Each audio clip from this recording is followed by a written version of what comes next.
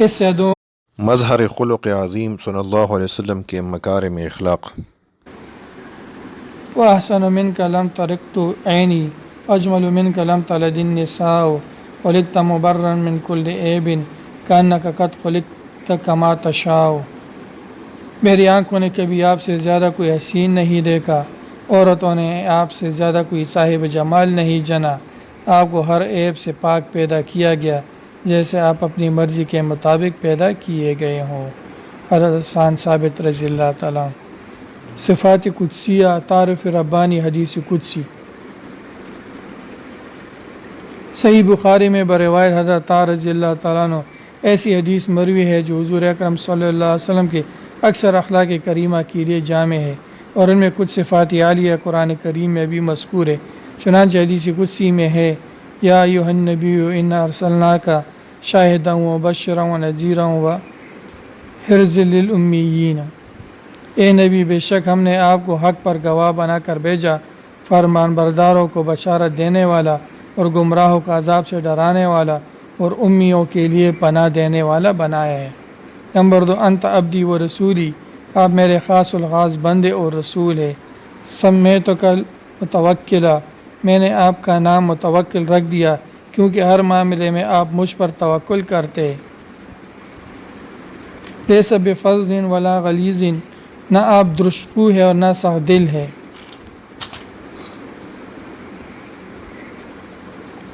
ولا صخاب فی الاسواق، نہ بازاروں میں شور و شغب کرنے والے ہیں۔ ولا یدفع السیئۃ بالسیئۃ، برائی کا بدلہ برائی سے کبھی نہیں دیتے۔ ولکن یعفو و یغفر، بلکہ معاف فرماتے اور درگزر کرتے ہیں۔ گویا آپ قرآنی حکم ادفع بالتی ہی احسن کا برائی کا بدلہ بہت عمدہ طریقے پر دیا کرو پر عمل پیرا ہے۔ ولا یقبضہ اللہ حتی یقیم بہ الملۃ الاوجاع، اللہ آپ کو اس وقت تک وفات نہیں دے گا جب تک گمراہ قوم کو آپ کے ذریعے سیدھے راستے پر نہ لے آئے، یعنی جب تک یہ کلمہ لا الہ الا اللہ محمد رسول اللہ پڑھ کر سیدھے مسلمان نہیں ہو جائے، آپ کو اس وقت تک وفات نہیں دے گا جب تک کافروں کی اندھی آنکھوں کو بینا نہ فرما لے۔ وَيَفْتَحُ بِهِ عَيْنٌ عُمْيَانَ،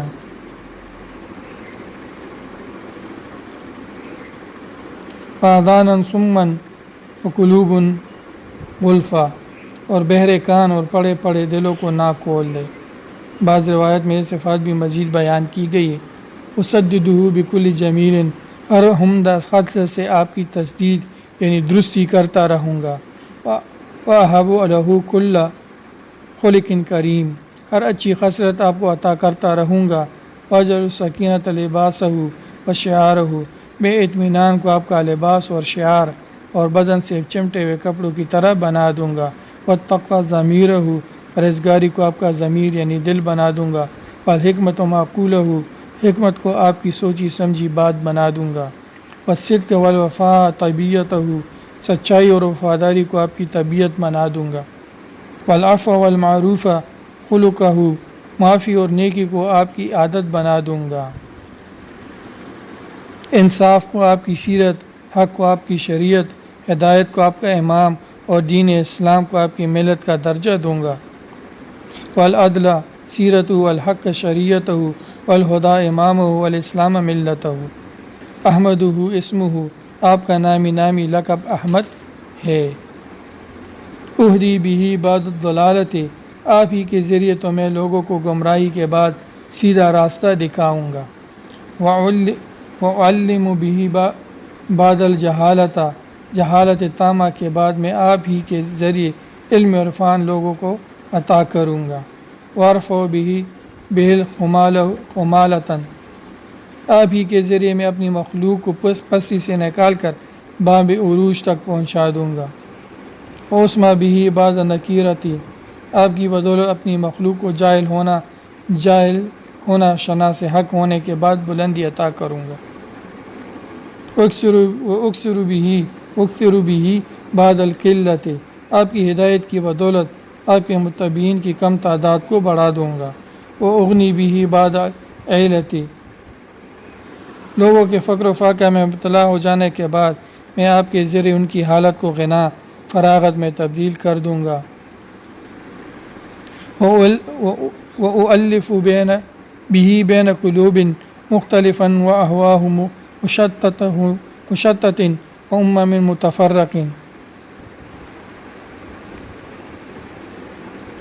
متفرقۃ، اختلاف رکھنے والے دلوں، پراگندہ خواہشات اور متفرق قوموں میں آپ ہی کے ذریعے الفت پیدا کر دوں گا۔ وَأَجْعَلُ أُمَّتَهُ خَيْرَ أُمَّةٍ أُخْرِجَتْ لِلنَّاسِ، میں آپ کی امت کو بہترین امت قرار دوں گا جو انسانوں کی ہدایت کے لیے ظہور میں آئے گی۔ صلی اللہ علیہ وسلم وعلی آلہ وصحبہ اجمعین۔ بشریت کاملہ، حضور اکرم صلی اللہ علیہ وسلم کی ذات بابرکات عالیہ صفات تمام اخلاق و خصائل صفات جمال میں اعلیٰ و اشرف وقفہ ہے۔ ان تمام کمالات و محاسن کا احاطہ کرنا اور بیان کرنا انسانی قدرت و طاقت سے باہر ہے، کیونکہ وہ تمام کمالات جن کا عالم امکان میں تصور ممکن ہے سب کے سب نبی کریم صلی اللہ علیہ وسلم کو حاصل ہے۔ تمام انبیاء مرسلین آپ کے آفتاب کمال کے چاند اور انوار جمال کے مظہر ہے۔ فللہ الحمد رب العالمین، اللہ تعالیٰ ہی کے لیے تمام خوبیاں ہے۔ صلی اللہ علیہ وعلی آلہ قدر حسنہ و جمالہ و کمالہ و بارک وسلم۔ امتیازی خصوصی امام نووی کتاب تہذیب میں لکھتے ہیں کہ اللہ تعالیٰ نے اخلاق و عادات کی تمام خوبی اور کمالات اور اعلیٰ صفات حضور اقدس صلی اللہ علیہ وسلم کی ذات گرامی میں جمع فرما دی تھی۔ آپ کو اللہ تعالیٰ نے اولین و آخرین کے علوم سے بہراور فرمایا تھا، حالانکہ آپ امی تھے، کچھ لکھ پڑھ نہ سکتے تھے، نہ انسانوں میں سے کوئی آپ کا معلم تھا۔ اس کے باوجود آپ کو ایسے علوم عطا فرمائے گئے تھے جو اللہ تعالیٰ نے تمام کائنات میں کسی اور کو نہیں دیے۔ آپ کو کائنات ارضی زمین کے خزانوں کی کنجیاں پیش کی گئی، مگر آپ نے دنیاوی مال و عطا کے بدلے ہمیشہ آخرت کو ترجیح دی۔ حضرت انس رضی اللہ تعالیٰ فرماتے ہیں کہ نبی اکرم صلی اللہ علیہ وسلم علم و حکمت کے سب سے زیادہ جاننے والے تھے، سب سے زیادہ محترم، سب سے زیادہ منصف، سب سے زیادہ حلیم و بردبار، سب سے زیادہ پاک دامن و عفیف، اور لوگوں میں سب سے زیادہ نفع پہنچانے والے اور لوگوں کی ایذا رسانی پر سب سے زیادہ صبر و تحمل کرنے والے تھے۔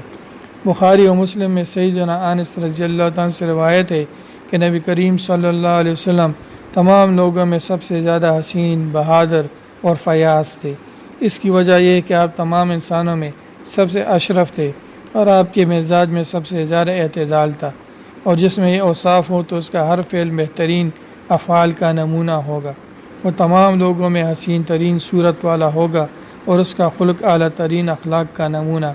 حضور اکرم صلی اللہ علیہ وسلم جملہ جسمانی اور روحانی کمالات کے جامع اور خوبصورتی اور نیک سیرتی پر غالب تھے، اور سب سے زیادہ کریم، سب سے بڑھ کر سخی اور سب سے بڑھ کر جود و سخا والے تھے۔ صلی اللہ علیہ وسلم تسلیما کثیرا کثیرا۔ صورت زیبا حدیث، حضرت ابو ہریرہ رضی اللہ عنہ فرماتے ہیں کہ میں نے حضور صلی اللہ علیہ وسلم سے زیادہ کسی کو خوبصورت نہیں دیکھا، گویا آپ کے رخسار مبارک میں سورج تیر رہا ہے، جب آپ مسکراتے تھے تو دیواروں پر اس کی چمک پڑتی تھی۔ ہند بن ابی حالہ رضی اللہ تعالیٰ عنہ سے روایت ہے کہ دیکھنے والوں کی نظر میں رسول اللہ صلی اللہ علیہ وسلم کا چہرہ انور عظیم، بزرگ اور دبدبہ والا تھا۔ آپ کا چہرہ ایسا چمکتا تھا جیسے 14ویں کا چاند چمکتا ہے۔ حضور اقدس نبی کریم صلی اللہ علیہ وسلم کا طبیب و مطیب ہونا۔ حضرت انس رضی اللہ تعالیٰ عنہ ارشاد فرماتے ہیں کہ میں نے کوئی عنبر اور کوئی مشک اور کوئی خوشبودار چیز رسول اللہ صلی اللہ علیہ وسلم کے مہک سے زیادہ خوشبودار ہرگز نہیں دیکھی۔ آپ جب کسی سے مصافحہ فرماتے تو تمام دن اس شخص کو مصافحہ کی خوشبو آتی رہتی، اور جب کبھی کسی بچہ کے سر پر ہاتھ رکھ دیتے تو وہ خوشبو کے سبب دوسرے لڑکوں میں پہچانا جاتا۔ رسول اللہ صلی اللہ علیہ وسلم جس راستے سے گزرتے اور کوئی شخص آپ کی تلاش میں جاتا تو وہ خوشبو سے پہچان لیتا کہ آپ اس راستہ سے تشریف لے گئے ہیں۔ یہ خوشبو بغیر خوشبو لگائے ہوئے خود آپ کے بدن مبارک میں تھی صلی اللہ علیہ وسلم تسلیماً کثیراً کثیرا۔ بس گئی فضا میں نکہت حسن، وہ جہاں بھی جدھر سے گزرے ہیں۔ خلق عظیم، اللہ تعالیٰ نے حضور اکرم صلی اللہ علیہ وسلم کی ذات کریم میں مکارم اخلاق، محامد صفات اور ان کی کثرت و قوت اور عظمت کے لحاظ سے قرآن کریم میں مدح و ثنا فرمائی اور ارشاد ہے انک لعلی خلق عظیم، بلا شبہ آپ بڑے ہی صاحب اخلاق ہے۔ کان فضل اللہ علیہ کا عظیمہ، آپ پر اللہ تعالیٰ کا بہت بڑا فضل ہے۔ اور خود حضور اقدس صلی اللہ علیہ وسلم نے ارشاد فرمایا بعثت لأتمم مکارم الاخلاق، یعنی مجھے مکارم اخلاق کی تکمیل کے لیے بھیجا گیا ہے۔ اور ایک روایت میں ہے لأکمل محاسن الافعال، یعنی اچھے کاموں کو مکمل کرنے کے لیے بھیجا گیا ہے۔ اس سے معلوم ہوا کہ آپ کی ذات مقدس میں تمام محاسن و مکارم اخلاق جمع تھے، اور کیوں نہ ہو جبکہ آپ کا معلم حق تعالیٰ سب کچھ جاننے والا ہے۔ سیدتنا حضرت عائشہ رضی اللہ تعالیٰ سے روایت ہے کہ رسول اللہ صلی اللہ علیہ وسلم کے اخلاق کریمہ کے بارے میں آپ سے دریافت کیا گیا تو آپ نے فرمایا کان خلقہ القرآن، آپ کا اخلاق قرآن تھا۔ اس کے ظاہری معنی یہ ہے کہ جو کچھ قرآن کریم میں اخلاق و صفات محمودہ مذکور ہے، آپ ان سب سے متصف تھے۔ کتاب الشفا میں قاضی ایاز مزید ذکر فرماتے کہ نیز یہ بھی ہے کہ آپ کی خوشنودی قرآن کی خوشنودی کے ساتھ اور آپ کی ناراضگی قرآن کی ناراضگی کے ساتھ تھی۔ مطلب یہ کہ آپ کی رضا امر الہی کی بجاوری میں اور آپ کی ناراضگی حکم الہی کی خلاف ورزی میں اور ارتکاب معاصی میں تھی۔ اور عوارف المعارف میں مذکور ہے کہ سیدتنا عائشہ رضی اللہ تعالیٰ عنہ کی مراد یہ تھی کہ قرآن کریم حضور اکرم صلی اللہ علیہ وسلم کا مہذب اخلاق تھا، یعنی کان خلقہ القرآن کے یہی معنی و مطلب ہے۔ حقیقت واقعہ یہ ہے کہ کسی کا فہم اور کسی کا قیاس حضور سید عالم صلی اللہ علیہ وسلم کے مقام کی حقیقت اور آپ کے کمال کی کون عظیم تک نہیں پہنچ سکتا، اور بجز اللہ تعالیٰ کے کوئی نہیں پہچان سکتا۔ جس طرح اللہ تعالیٰ کو حضور اکرم صلی اللہ علیہ وسلم کے مانند کما حق کو کوئی نہیں پہچان سکتا۔ لا یعلم تاویلہ الا اللہ، اس کی تعویل بجز اللہ تعالیٰ کے کوئی نہیں جانتا۔ حلم و عفو، حضور اکرم صلی اللہ علیہ وسلم میں صبر و بردباری اور درگزر کرنے کے صفات نبوت کی عظیم ترین صفتوں میں سے ہے۔ حدیث پاک میں ہے کہ رسول اللہ صلی اللہ علیہ وسلم نے کبھی بھی اپنی ذاتی معاملہ اور مال و دولت کے سلسلہ میں کسی سے انتقام نہیں لیا، مگر اس شخص سے جس نے اللہ تعالیٰ کی حلال کردہ چیزوں کو حرام قرار دیا تو اس سے اللہ تعالیٰ ہی کے لیے بدلہ لیا۔ اور حضور اکرم صلی اللہ علیہ وسلم کا سب سے زیادہ اشد و سخت صبر غزوہ احد میں تھا کہ کفار نے آپ کے ساتھ جنگ و مقابلہ کیا اور آپ کو شدید ترین رنج و الم پہنچایا، مگر آپ نے ان پر نہ صرف صبر و عفو پر ہی اکتفا فرمایا بلکہ اس پر شفقت اور رحم فرماتے ہوئے ان کو اس ظلم و جہل میں معذور گردانا اور فرمایا اللہم اہدی قومی فانہم لا یعلمون، یعنی اے اللہ میری قوم کو راہ راست پر لا کیونکہ وہ جانتے نہیں۔ اور ایک روایت میں ہے اللہم اغفر لہم، اے اللہ انہیں معاف فرما دے۔ اور جب صحابہ کو بہت شاک گزرا تو کہنے لگے یا رسول اللہ کاش ان پر بد دعا فرماتے کہ وہ ہلاک ہو جاتے۔ آپ نے فرمایا میں لعنت کے لیے مبعوث نہیں ہوا ہوں بلکہ میں حق کی دعوت اور جہان کے لیے رحمت ہو کر مبعوث ہوا ہوں۔ صبر و استقامت، انس رضی اللہ عنہ سے روایت ہے کہ رسول اللہ صلی اللہ علیہ وسلم نے فرمایا اللہ کے راستے میں مجھے اتنا ڈرایا دھمکایا گیا کہ کسی اور کو اتنا نہیں ڈرایا گیا، اور اللہ کی راہ میں مجھے اتنا ستایا گیا کہ کسی اور کو اتنا نہیں ستایا گیا۔ اور ایک دفعہ 30 رات دن مجھ پر اس حال میں گزرے کہ میرے اور بلال کے لیے کھانے کی کوئی چیز ایسی نہ تھی جس کو کوئی جاندار کھا سکے سوائے اس کے کہ جو بلال نے اپنے بغل کے اندر چھپا رکھا تھا۔ واقعہ طائف، حضور رحمۃ للعالمین صلی اللہ علیہ وسلم توحید کی تبلیغ کے لیے حضرت زید بن حارثہ رضی اللہ تعالیٰ عنہ کے ساتھ لیے ہوئے باقاعدہ طائف پہنچے اور وہاں کے باشندوں کو اسلام کی دعوت فرمائی، جس سے وہ سب برا فروختہ ہو کر درپے آزار ہوئے۔ وہاں کے سرداروں نے اپنے علاقوں اور شہر کے لڑکوں کو سکھا دیا۔ وہ لوگ واز کے وقت نبی کریم صلی اللہ علیہ وسلم اتنے پتھر پھینک تھے کہ حضور اکرم صلی اللہ علیہ وسلم میں تر بتر ہو جاتے، خون بہہ بہہ کر نالین مبارک میں جم جاتا اور وضو کے لیے پاؤں جوتے سے نکالنا مشکل ہو جاتا۔ ایک دفعہ بدماشوں اور اوباشوں نے نبی کریم صلی اللہ علیہ وسلم کو اس قدر گالیاں دی، تالیاں بجائی، چیخیں ماری کہ حضور صلی اللہ علیہ وسلم ایک مکان کے احاطے میں جانے پر مجبور ہو گئے۔ اسی مقام پر ایک دفعہ واز فرماتے ہوئے خدا کے محبوب رسول صلی اللہ علیہ وسلم کی اتنی چوٹیں آئی کہ آپ بے ہوش ہو کر گر پڑے۔ حضرت زید رضی اللہ تعالیٰ نے اپنی پیٹھ پر اٹھایا، ابالی سے باہر لے گئے، پانی کے چینٹے دینے سے ہوش آیا۔ اس سفر میں تکلیف اور ایذاؤں کے بعد اور ایک شخص تک کہ مسلمان نہ ہونے کا رجم و صدع کا عوض بھی نبی کریم صلی اللہ علیہ وسلم کا دل اللہ تعالیٰ کی عظمت اور محبت سے لبریز تھا۔ اس وقت آپ نے جو دعا مانگی اس کے الفاظ یہ ہے: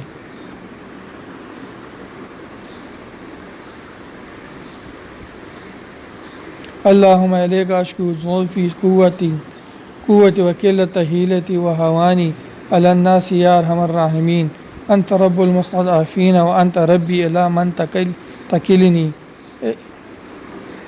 الی بعید یتحجن منی او الی عدو ملکتہ امری ان لم یکن بکا علی غضب فلا ابالی ولکن عافیتک ہی اوسع لی اعوذ بنور وجهک الذی اشرقت له الظلمات وصلح علیہ امر الدنیا والآخرۃ من ان ینزل بی غضبک او یحل علی سخطک لک العتبى حتی ترضى لا حول ولا قوت الا بک۔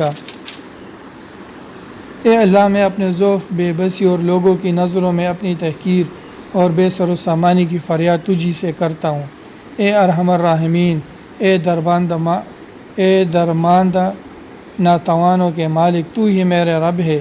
اے میرے آقا، مجھے کس کے حوالے سپرد کرتا ہے؟ بیگانوں کے جو ترشروح ہوں گے یا دشمن کے جو میرے نیک و بد پر قابو رکھے گا؟ لیکن جب تو مجھ سے ناخوش نہیں ہے تو مجھے اس کی کچھ پرواہ نہیں، کیونکہ تیری عافیت اور بخشش میرے لیے زیادہ وسیع ہے۔ میں تیری ذات پاک کی نور کی پناہ چاہتا ہوں، جس سے آسمان روشن ہوئے اور جس سے تاریکیاں دور ہوئی اور دنیا و آخرت کے کام ٹھیک ہوئے۔ تجھ سے اس بات کی پناہ چاہتا ہوں کہ مجھ پر غضب نازل کرے یا تیری ناخوشی مجھ پر وارد ہو۔ عطاب کرنے کا تجھی کو حق ہے حتیٰ کہ تو راضی ہو جائے، اور تیری مدد اور تائید کے بغیر کسی کو کوئی قدرت نہیں۔ نبی کریم صلی اللہ علیہ وسلم طائف سے واپس ہوتے ہوئے یہ بھی فرمایا: میں ان لوگوں کی تباہی کے لیے کیوں دعا کروں؟ اگر یہ لوگ خدا پر ایمان نہیں لاتے تو کیا ہوا؟ امید ہے کہ ان کی آئندہ نسلیں ضرور اللہ وحدہ پر ایمان لانے والی ہوں گی۔ رحمت عالم صلی اللہ علیہ وسلم کی شان عفو و کرم۔ کفار مکہ 21 سال تک رسول اکرم صلی اللہ علیہ وسلم اور آپ کے نام لیواؤں کو ستاتے رہے۔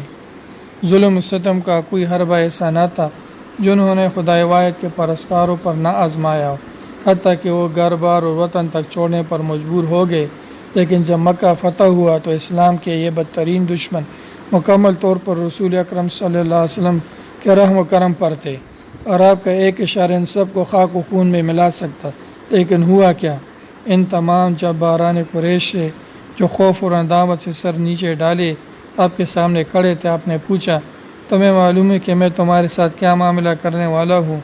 انہوں نے دبی زبان سے جواب دیا: اے صادق امین، تم ہمارے شریف بھائی اور شریف برادر زادے ہو، ہم نے تمہیں ہمیشہ رحم دل پایا ہے۔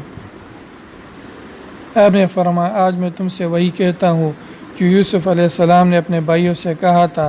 حضور صلی اللہ علیہ وسلم نے فرمایا: تم پر کچھ الزام نہیں، جاؤ، آج تم سب آزاد ہو۔ فطرت سلیمہ، آپ تمام احوال و افعال میں کبائر سے اور محققین کی نزدیک صغائر سے بھی معصوم تھے، اور آپ سے کسی قسم کی وعدہ خلافی یا حق سے اعراض کا صدور ممکن ہی نہ تھا، نہ قصداً، نہ سہواً، نہ صحت میں، نہ مرض میں، نہ واقعہ مراد لینے میں، نہ خوش طبی میں، نہ خوشی میں، نہ غضب میں۔ ایفائے عہد۔ جنگ بدر کے موقع پر مسلمانوں کی تعداد بہت قلیل تھی، اور مسلمانوں کے ایک ایک آدمی کی اشد ضرورت تھی۔ حذیفہ بن الیمان اور ابو حسیل 2 صحابی رسول اللہ صلی اللہ علیہ وسلم کی خدمت میں حاضر ہوئے اور عرض کی، یا رسول اللہ صلی اللہ علیہ وسلم، ہم مکہ سے آ رہے ہیں، راستے میں کفار نے ہم کو گرفتار کر لیا تھا اور اس شرط پر رہا کیا ہے کہ ہم لڑائی میں آپ کا ساتھ نہیں دیں گے، لیکن یہ مجبوری کا عہد تھا، ہم ضرور کافروں کے خلاف لڑیں گے۔ حضور صلی اللہ علیہ وسلم فرمائے، ہرگز نہیں، تم اپنا وعدہ پورا کرو اور لڑائی کے میدان میں سے واپس چلے جاؤ، ہم مسلمان ہر حال میں وعدہ پورا کریں گے، ہم کو صرف خدا کی مدد درکار ہے۔ اور عبداللہ بن ابی حماد رضی اللہ عنہ بیان کرتے ہیں کہ بعثت سے پہلے میں نے حضور نبی کریم صلی اللہ علیہ وسلم سے کوئی چیز خریدی، کچھ رقم باقی رہ گئی، میں نے حضور صلی اللہ علیہ وسلم سے وعدہ کیا کہ اسی جگہ لے کر حاضر ہوتا ہوں، پھر میں بھول گیا۔ 3 دن کے بعد مجھے یاد آیا، میں وہاں پہنچا تو کیا دیکھتا ہوں کہ حضور صلی اللہ علیہ وسلم اس جگہ تشریف فرما ہے۔ حضور صلی اللہ علیہ وسلم نے مجھ سے فرمایا، تم نے مجھے مشقت میں ڈال دیا، 3 دن سے اسی جگہ تمہارا انتظار کر رہا ہوں۔ ابو داود نے اس کو روایت کیا۔ اس واقعے میں حضور صلی اللہ علیہ وسلم کی تواضع اور ایفائی عہد کی انتہا ہے۔ شجاعت۔ انس رضی اللہ عنہ فرماتے ہیں کہ حضور صلی اللہ علیہ وسلم نے ارشاد فرمایا کہ مجھ کو اور لوگوں پر 4 چیزوں میں فضیلت دی گئی ہے: سخاوت، شجاعت، قوت مردمی اور مقابل پر غلبہ۔ اور آپ نبوت کے قبل بھی اور بعد یعنی زمان نبوت میں بھی صاحب وجاہت تھے۔ غزوہ حنین کے موقع پر کفار کے تیروں کی بوچھاڑ سے صحابہ کرام میں قسم کا ہیجان، پریشانی اور تزلزل اور ڈگمگاہٹ پیدا ہو گئی تھی، مگر حضور اکرم صلی اللہ علیہ وسلم نے اپنی جگہ سے جنبش تک نہ فرمائی۔ حالانکہ گھوڑے پر سوار تھے اور ابو سفیان بن حارث آپ کے گھوڑی کے لگام پکڑے کھڑے تھے۔ کفار چاہتے تھے کہ حضور صلی اللہ علیہ وسلم پر حملہ کر دے، چنانچہ آپ گھوڑے سے اترے اور اللہ تعالیٰ سے مدد مانگی اور زمین سے ایک مشت خاک لے کر دشمنوں کی طرف پھینکی تو کوئی کافر ایسا نہ تھا جس کی آنکھ اس خاک سے نہ بھر گئی ہو۔ حضور صلی اللہ علیہ وسلم نے اس وقت یہ شعر پڑھے: انا النبی لا کذب، انا ابن عبد المطلب، میں نبی ہوں، اس میں کوئی کذب نہیں، میں عبد المطلب کی اولاد ہوں۔ اس روز آپ سے زیادہ بہادر، شجاع اور دلیر کوئی نہ دیکھا گیا۔ حضرت ابن عمر رضی اللہ تعالیٰ نے فرمایا ہے، میں نے رسول اللہ صلی اللہ علیہ وسلم کو تمام رات نیند صلی اللہ علیہ وسلم سے بڑھ کر نہ کوئی شجاع دیکھا اور نہ مضبوط دیکھا اور نہ فیاض دیکھا اور نہ دوسرے اخلاق کے اعتبار سے پسندیدہ دیکھا۔ اور ہم جنگ بدر کے دن رسول اللہ صلی اللہ علیہ وسلم کی آڑ میں پناہ لیتے تھے، اور بڑا شجاع وہ شخص سمجھا جاتا تھا جو میدان جنگ میں آپ صلی اللہ علیہ وسلم سے نزدیک رہتا، جبکہ آپ دشمن کے قریب ہوتے تھے، کیونکہ اس صورت میں اس شخص کو بھی دشمن کے قریب رہنا پڑتا تھا۔ سخاوت۔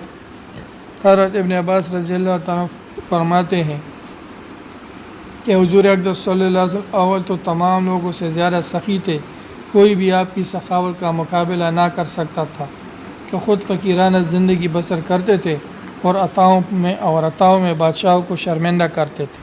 ایک دفعہ نہایت سخت احتیاج کی حالت میں ایک عورت نے چادر پیش کی اور سخت ضرورت کی حالت میں آپ نے پہنی۔ اس وقت ایک شخص نے مانگ لی، آپ نے مرحبا فرما دی۔ آپ قرض لے کر ضرورت مندوں کی ضرورت کو پورا فرماتے تھے، اور قرض خواہ کے سخت تقاضے کے وقت کہیں سے اگر کچھ آ گیا اور ادائے قرض کے بعد بچ گیا تو جب تک وہ تقسیم نہ ہو جائے گھر میں تشریف نہ لے جاتے تھے۔ بالخصوص رمضان المبارک کے مہینہ میں اخیر تک بہت ہی فیاض رہتے کہ حضور اکرم صلی اللہ علیہ وسلم کی 11 ماہ کی فیاضی بھی اس مہینہ کی فیاضی کے برابر نہ ہوتی تھی۔ اور اس مہینہ میں جب بھی حضرت جبرائیل علیہ السلام تشریف لاتے اور آپ کو کلام اللہ سناتے، اس وقت آپ بلائی اور رفع رسانی میں تیز بارش والی ہوا سے بھی زیادہ سخاوت فرماتے۔ ترمذی کی حدیث سے نقل کیا گیا کہ حضور صلی اللہ علیہ وسلم کے پاس ایک مرتبہ 90,000 درہم، جس کے تقریباً 12,000 روپے سے زیادہ ہوتے ہیں، کہیں سے آئے۔ حضور اکرم صلی اللہ علیہ وسلم ایک بوریے پر ڈلوا دیے اور وہیں پڑے پڑے سب تقسیم کرا دیے۔ ختم ہو جانے کے بعد ایک سائل آیا، حضور اکرم صلی اللہ علیہ وسلم فرمایا کہ میرے پاس تو کچھ رہا نہیں، تو کسی سے میرے نام سے قرض لے لے، جب میرے پاس ہوگا ادا کر دوں گا۔ جابر رضی اللہ تعالیٰ سے روایت ہے کہ ایسا کبھی نہیں ہوا کہ رسول خدا صلی اللہ علیہ وسلم سے کچھ مانگا گیا ہو اور آپ نے فرمایا ہو میں نہیں دیتا۔ انس رضی اللہ تعالیٰ فرماتے ہیں کہ رسول اللہ صلی اللہ علیہ وسلم کل کے لیے کوئی چیز نہ اٹھا رکھتے تھے۔ حضرت ابن عباس رضی اللہ تعالیٰ کا بیان ہے کہ رسول اکرم صلی اللہ علیہ وسلم سب سے زیادہ سخی تھے، خاص کر ماہ رمضان میں تو بہت ہی سخی ہو جاتے تھے۔ ایک دفعہ حضور اکرم صلی اللہ علیہ وسلم نے حضرت ابو ذر غفاری رضی اللہ تعالیٰ فرمایا، اے ابو ذر، مجھے یہ پسند نہیں کہ میرے پاس کوہ احد کے برابر سونا ہو اور تیسرے دن تک اس میں سے میرے پاس ایک اشرفی بھی بچ رہے، سوائے اس کے کہ جو ادائے قرض کے لیے ہو۔ تو اے ابو ذر، میں اس مال کو دونوں ہاتھوں سے خدا کی مخلوق میں تقسیم کر کے اٹھوں گا۔ ایک دن رسول کریم صلی اللہ علیہ وسلم کے پاس 6 اشرفیاں تھیں، 4 تو آپ نے خرچ کر دی اور 2 آپ کے پاس بچی رہی۔ ان کی وجہ سے آپ کو تمام رات نیند نہ آئی۔ ام المومنین حضرت عائشہ صدیقہ رضی اللہ تعالیٰ نے عرض کیا، معمولی بات ہے، صبح ان کو خیرات کر دیجیے گا۔ حضور اکرم صلی اللہ علیہ وسلم فرمایا، اے حمیرہ، حضرت عائشہ رضی اللہ تعالیٰ کا لقب ہے، کیا خبر میں صبح تک زندہ رہوں یا نہیں؟ قناعت و توکل۔ انس رضی اللہ تعالیٰ فرماتے ہیں کہ حضور اقدس صلی اللہ علیہ وسلم دوسرے دن کے واسطے کسی چیز کا ذخیرہ بنا کر نہیں رکھتے تھے، یعنی جو چیز ہوتی کھلا پلا کر ختم فرما دیتے، اس خیال سے کہ کل پھر ضرورت ہوگی، اس کو محفوظ نہ رکھتے تھے۔ یہ حضور صلی اللہ علیہ وسلم کا غایت درجہ توکل تھا کہ جس مالک نے صبح دیا ہے وہ کل بھی عطا فرمائے گا۔ یہ صرف اپنی ذات کے لیے تھا، ورنہ ازواج کا نفقہ ان کے حوالے کر دیا جاتا تھا کہ وہ جس طرح چاہے تصرف میں لائے، چاہے رکھے یا تقسیم کر دے، مگر وہ بھی تو حضور صلی اللہ علیہ وسلم کی ازواج تھی۔ اور عائشہ رضی اللہ تعالیٰ کی خدمت میں ایک 2 گونے درہموں کی نذرانہ کے طور پر پیش کی گئی، جن میں 1 لاکھ درہم سے زیادہ تھے۔ انہوں نے طباق منگوایا اور بھر بھر کر تقسیم فرما دیا۔ خود روزہ دار تھی۔ افطار کے وقت 1 روٹی اور زیتون کا تیل تھا جس سے افطار فرمایا۔ باندی نے عرض کیا کہ 1 درہم کا اگر آج گوشت منگا لیتی تو آج ہم اسی سے افطار کر لیتے۔ ارشاد فرمایا کہ اب تن دینے سے کیا ہو سکتا ہے، اسی وقت یاد دلا دیتی تو میں منگا دیتی۔ حضور صلی اللہ علیہ وسلم نے فرمایا کہ مجھ کو یہ بات خوش نہیں آتی کہ میرے لیے کوئی احد سونا بن جائے اور پھر رات کو اس میں سے 1 دینار بھی میرے پاس رہے، بجز ایسی دینار کے جس کو کسی واجب مطالبہ کے لیے تام لوں۔ اور یہ بات آپ کی کمال سخاوت، وجود عطا کی دلیل ہے۔ چنانچہ اسی کمال سخاوت کے سبب آپ مقروض رہتے تھے، حتیٰ کہ آپ نے جس وقت وفات پائی ہے آپ کی ذرہ اہل و عیال کے اخراجات میں رہن دکی ہوئی تھی۔ ان کے سارے طبی عائشہ رضی اللہ تعالیٰ سے روایت ہے کہ آپ بروئی عادت سخت گو نہ تھے اور نہ بتکلف سخت گو بنتے تھے، اور نہ بازاروں میں خلاف وقار باتیں کرنے والے تھے، اور برائی کا بدلہ برائی سے نہ دیتے تھے بلکہ معاف فرما دیتے تھے۔ غائب حیا سے آپ کی نگاہ کسی شخص کے چہرے پر نہ ٹھہرتی تھی، اور کسی نامناسب بات کا اگر کسی ضرورت سے ذکر کرنا پڑتا تو کنایا میں فرماتے۔ اور حضرت علی رضی اللہ عنہ سے روایت ہے کہ آپ سب سے بڑھ کر دل کے کشادہ تھے، بات کے سچے تھے، طبیعت کے نرم تھے، معاشرت میں نہایت کریم تھے، اور 2 شخص آپ کی دعوت کرتا اس کی دعوت منظور فرماتے اور ہدیہ قبول فرماتے، اگرچہ وہ ہدیہ یا تو عام دعوت گائے یا بکری کا پایا ہی ہوتا، اور ہدایہ کا بدل بھی دیتے تھے، اور دعوت غلام کی اور آزاد کی اور لونڈی کی اور غریب کی سب کی قبول فرما لیتے، اور مدینہ کی انتہائی آبادی پر بھی اگر مریض ہوتا اس کی عیادت فرماتے، اور معذرت کرنے والے کا عذر قبول فرماتے، اور اپنے اصحاب سے ابتدائی مصافحہ فرماتے، اور کبھی اپنے اصحاب میں پاؤں پھیلائے ہوئے نہیں دیکھے گئے جس سے اوروں پہ جگہ تنگ ہو جائے، اور جو آپ کے پاس آتا اس کی خاطر کرتے، بعض اوقات پاک اپنا کپڑا اس کے بیٹھنے کے لیے بچھا دیتے، اور گدھا تک یا خود چھوڑ کر اس کو دے دیتے، اور کسی شخص کی بات بیچ میں نہ کاٹتے، اور تبسم فرمانے میں وہ خوش مزاجی میں سب سے بڑھ کر تھے، جب تک کہ حالت نزول وحی آواز یا خطبہ کی نہ ہوتی۔ تو ان حالتوں میں آپ کو ایک جوش ہوتا تھا جس میں تبسم اور خوش مزاجی ظاہر نہ ہوتی تھی۔ دیانت و امانت۔ حضور صلی اللہ علیہ وسلم نے دعوت حق کا آغاز فرمایا تو ساری قوم آپ کی دشمن بن گئی اور آپ کو ستانے میں کوئی کسر نہ اٹھا رکھی، لیکن اس حالت میں بھی کوئی مشرک ایسا نہ تھا جو آپ کی دیانت و امانت پر شک کرتا ہو، بلکہ یہ لوگ اپنا روپیہ پیسہ وغیرہ لا کر حضور صلی اللہ علیہ وسلم ہی کے پاس امانت رکھ پاتے تھے اور مکہ میں کسی دوسرے کو آپ سے بڑھ کر امین نہیں سمجھ سکے۔ ہجرت کے موقع پر حضرت علی کرم اللہ وجہ کو پیچھے چھوڑنے سے حضور صلی اللہ علیہ وسلم کا ایک مقصد یہ بھی تھا کہ وہ تمام لوگوں کی امانتیں واپس کر کے مدینہ آئے۔ تواضع۔ حدیث حضرت عمر رضی اللہ عنہ سے روایت ہے کہ حضور صلی اللہ علیہ وسلم نے ارشاد فرمایا، مسلمانوں میری تعریف حد سے زیادہ نہ کرو جس طرح عیسائیوں نے ابن مریم کی تعریف کی ہے، کیونکہ میں خدا کا بندہ ہوں، بس تم میری نسبت اتنا ہی کہہ سکتے ہو کہ میں خدا کے بندے اور اس کے رسول ہوں۔ تم میری نسبت اتنا ہی کہہ سکتے ہیں کہ میں محمد صلی اللہ علیہ وسلم خدا کے بندے اور اس کے رسول ہیں۔ حضرت ابو امامہ رضی اللہ عنہ سے مروی ہے کہ انہوں نے فرمایا کہ رسول اللہ صلی اللہ علیہ وسلم عصا پر ٹیک لگائے ہوئے ہمارے پاس تشریف لائے تو ہم آپ کے لیے کھڑے ہو گئے۔ آپ نے فرمایا، جس طرح اجمی لوگ ایک دوسرے کی تعظیم کے لیے کھڑے ہوتے ہیں اس طرح تم نہ کھڑے ہوا کرو، اور فرمایا، میں خدا کا بندہ ہوں، اسی طرح کھاتا ہوں جس طرح بندے کھاتے ہیں اور اسی طرح بیٹھتا ہوں جس طرح بندے بیٹھتے ہیں۔ آپ کا یہ فرمانا آپ کی بردباری اور متواضعانہ عادت کریمہ کی وجہ سے تھا۔ حدیث میں ہے کہ ایک مرتبہ ایک سفر میں چند صحابہ نے ایک بکری ذبح کرنے کا ارادہ فرمایا اور اس کا کام تقسیم فرما لیا۔ ایک نے اپنے ذمہ ذبح کرنا، دوسرے نے کال نکالنا، کسی نے پکانا۔ حضور صلی اللہ علیہ وسلم نے فرمایا کہ پکانے کے لیے لکڑی اکٹھی کرنا میرے ذمہ ہے۔ صحابہ نے عرض کیا کہ حضور صلی اللہ علیہ وسلم یہ کام ہم خود کر لیں گے۔ آپ نے فرمایا، یہ تو میں بھی سمجھتا ہوں کہ تم لوگ اس کو بخوشی کر لو گے، لیکن مجھے یہ بات پسند نہیں کہ میں مجمع میں ممتاز ہوں، اور اللہ تعالیٰ بھی اس کو ناپسند فرماتے ہیں۔ حضرت ابو ہریرہ رضی اللہ عنہ فرماتے ہیں کہ میں حضور صلی اللہ علیہ وسلم کے ساتھ بازار آیا اور حضور صلی اللہ علیہ وسلم نے ایک سرابیل پاجامہ کو 4 درہم میں خریدا اور حضور صلی اللہ علیہ وسلم نے وزن کرنے والے سے فرمایا، قیمت میں مال کو خوب کھینچ کر تولو، یعنی وزن میں کم یا برابر نہ لو بلکہ زیادہ لو۔ وہ شخص وزن کرنے والا حیرت زدہ ہو کر بولا، میں نے کبھی بھی کسی کو قیمت کی ادائیگی میں ایسا کہتے نہیں سنا۔ اس پر حضرت ابو ہریرہ رضی اللہ عنہ نے کہا، افسوس ہے تجھ پر کہ تو اپنے نبی کو نہیں پہچانتا۔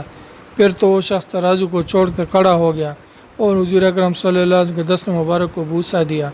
اب نے اپنا دست مبارک کھینچ کر فرمایا، یہ اجمیوں کا دستور ہے کہ اپنے بادشاہ اور سربراہوں کے ساتھ ایسا کرتے ہیں، میں بادشاہ نہیں ہوں، میں تو تم میں سے ایک شخص ہوں۔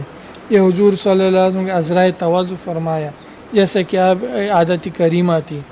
اس کے بعد حضور صلی اللہ علیہ وسلم نے سرابیل کو اٹھا لیا۔ حضرت ابو ہریرہ رضی اللہ عنہ فرماتے کہ میں نے آگے بڑھ کر ارادہ کیا کہ آپ سے سرابیل کو لے لوں، مگر آپ نے فرمایا کہ سامان کے مالک ہی کا حق ہے کہ اپنے سامان کو اٹھائے، مگر وہ شخص جو کمزور ہے اور اٹھا نہ سکے تو اپنے اس بھائی کی مدد کرنا چاہیے۔ انس رضی اللہ عنہ فرماتے ہیں کہ حضور اقدس صلی اللہ علیہ وسلم نے ایک پرانے پالان پر حج کیا، اس پر ایک کپڑا پڑا ہوا تھا جو 4 درہم کا بھی نہ ہوگا، اور حضور اقدس صلی اللہ علیہ وسلم یہ دعا مانگ رہے تھے، یا اللہ اس حج کو ایسا حج فرمائیو جس میں ریا اور شہرت نہ ہو۔ جب مکہ فتح ہوا اور آپ مسلمانوں کے لشکر کے ساتھ اس میں داخل ہوئے تو آپ نے اللہ تعالیٰ کے حضور میں عاجزی اور تواضع سے سر کو پالان پر جھکا دیا تھا، یہاں تک کہ قریب تھا کہ اس کے اگلے لکڑی کے سرے پر آپ کا سر لگ جائے۔ حضرت انس رضی اللہ عنہ فرماتے ہیں کہ صحابہ کے نزدیک حضور صلی اللہ علیہ وسلم سے زیادہ محبوب کوئی شخص دنیا میں نہیں تھا، اس کے باوجود پھر بھی وہ حضور اقدس صلی اللہ علیہ وسلم کو دیکھ کر اس لیے کھڑے نہیں ہوتے تھے، حضور صلی اللہ علیہ وسلم کو یہ بات پسند نہ تھی۔ ایک مرتبہ نجاشی بادشاہ حبشہ کے کچھ علچی آئے، حضور صلی اللہ علیہ وسلم کی خاطر مدارات کے لیے اٹھ کھڑے ہوئے تو صحابہ عرض کرنے لگے، یا رسول اللہ صلی اللہ علیہ وسلم، ان کی خدمت کی سعادت ہمیں عنایت فرمائیے۔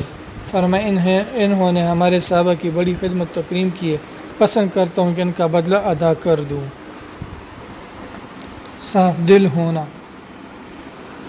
ابن مسعود رضی اللہ عنہ بیان فرماتے کہ رسول اللہ صلی اللہ علیہ وسلم نے اس کی تاکید فرمائی کہ میرے صحابہ میں سے مجھ سے کسی کی کوئی بات نہ پہنچایا کرے، کیونکہ میرا دل چاہتا ہے کہ جب میں تمہارے پاس آؤں تو میرا دل تم سب کی طرف سے صاف ہو۔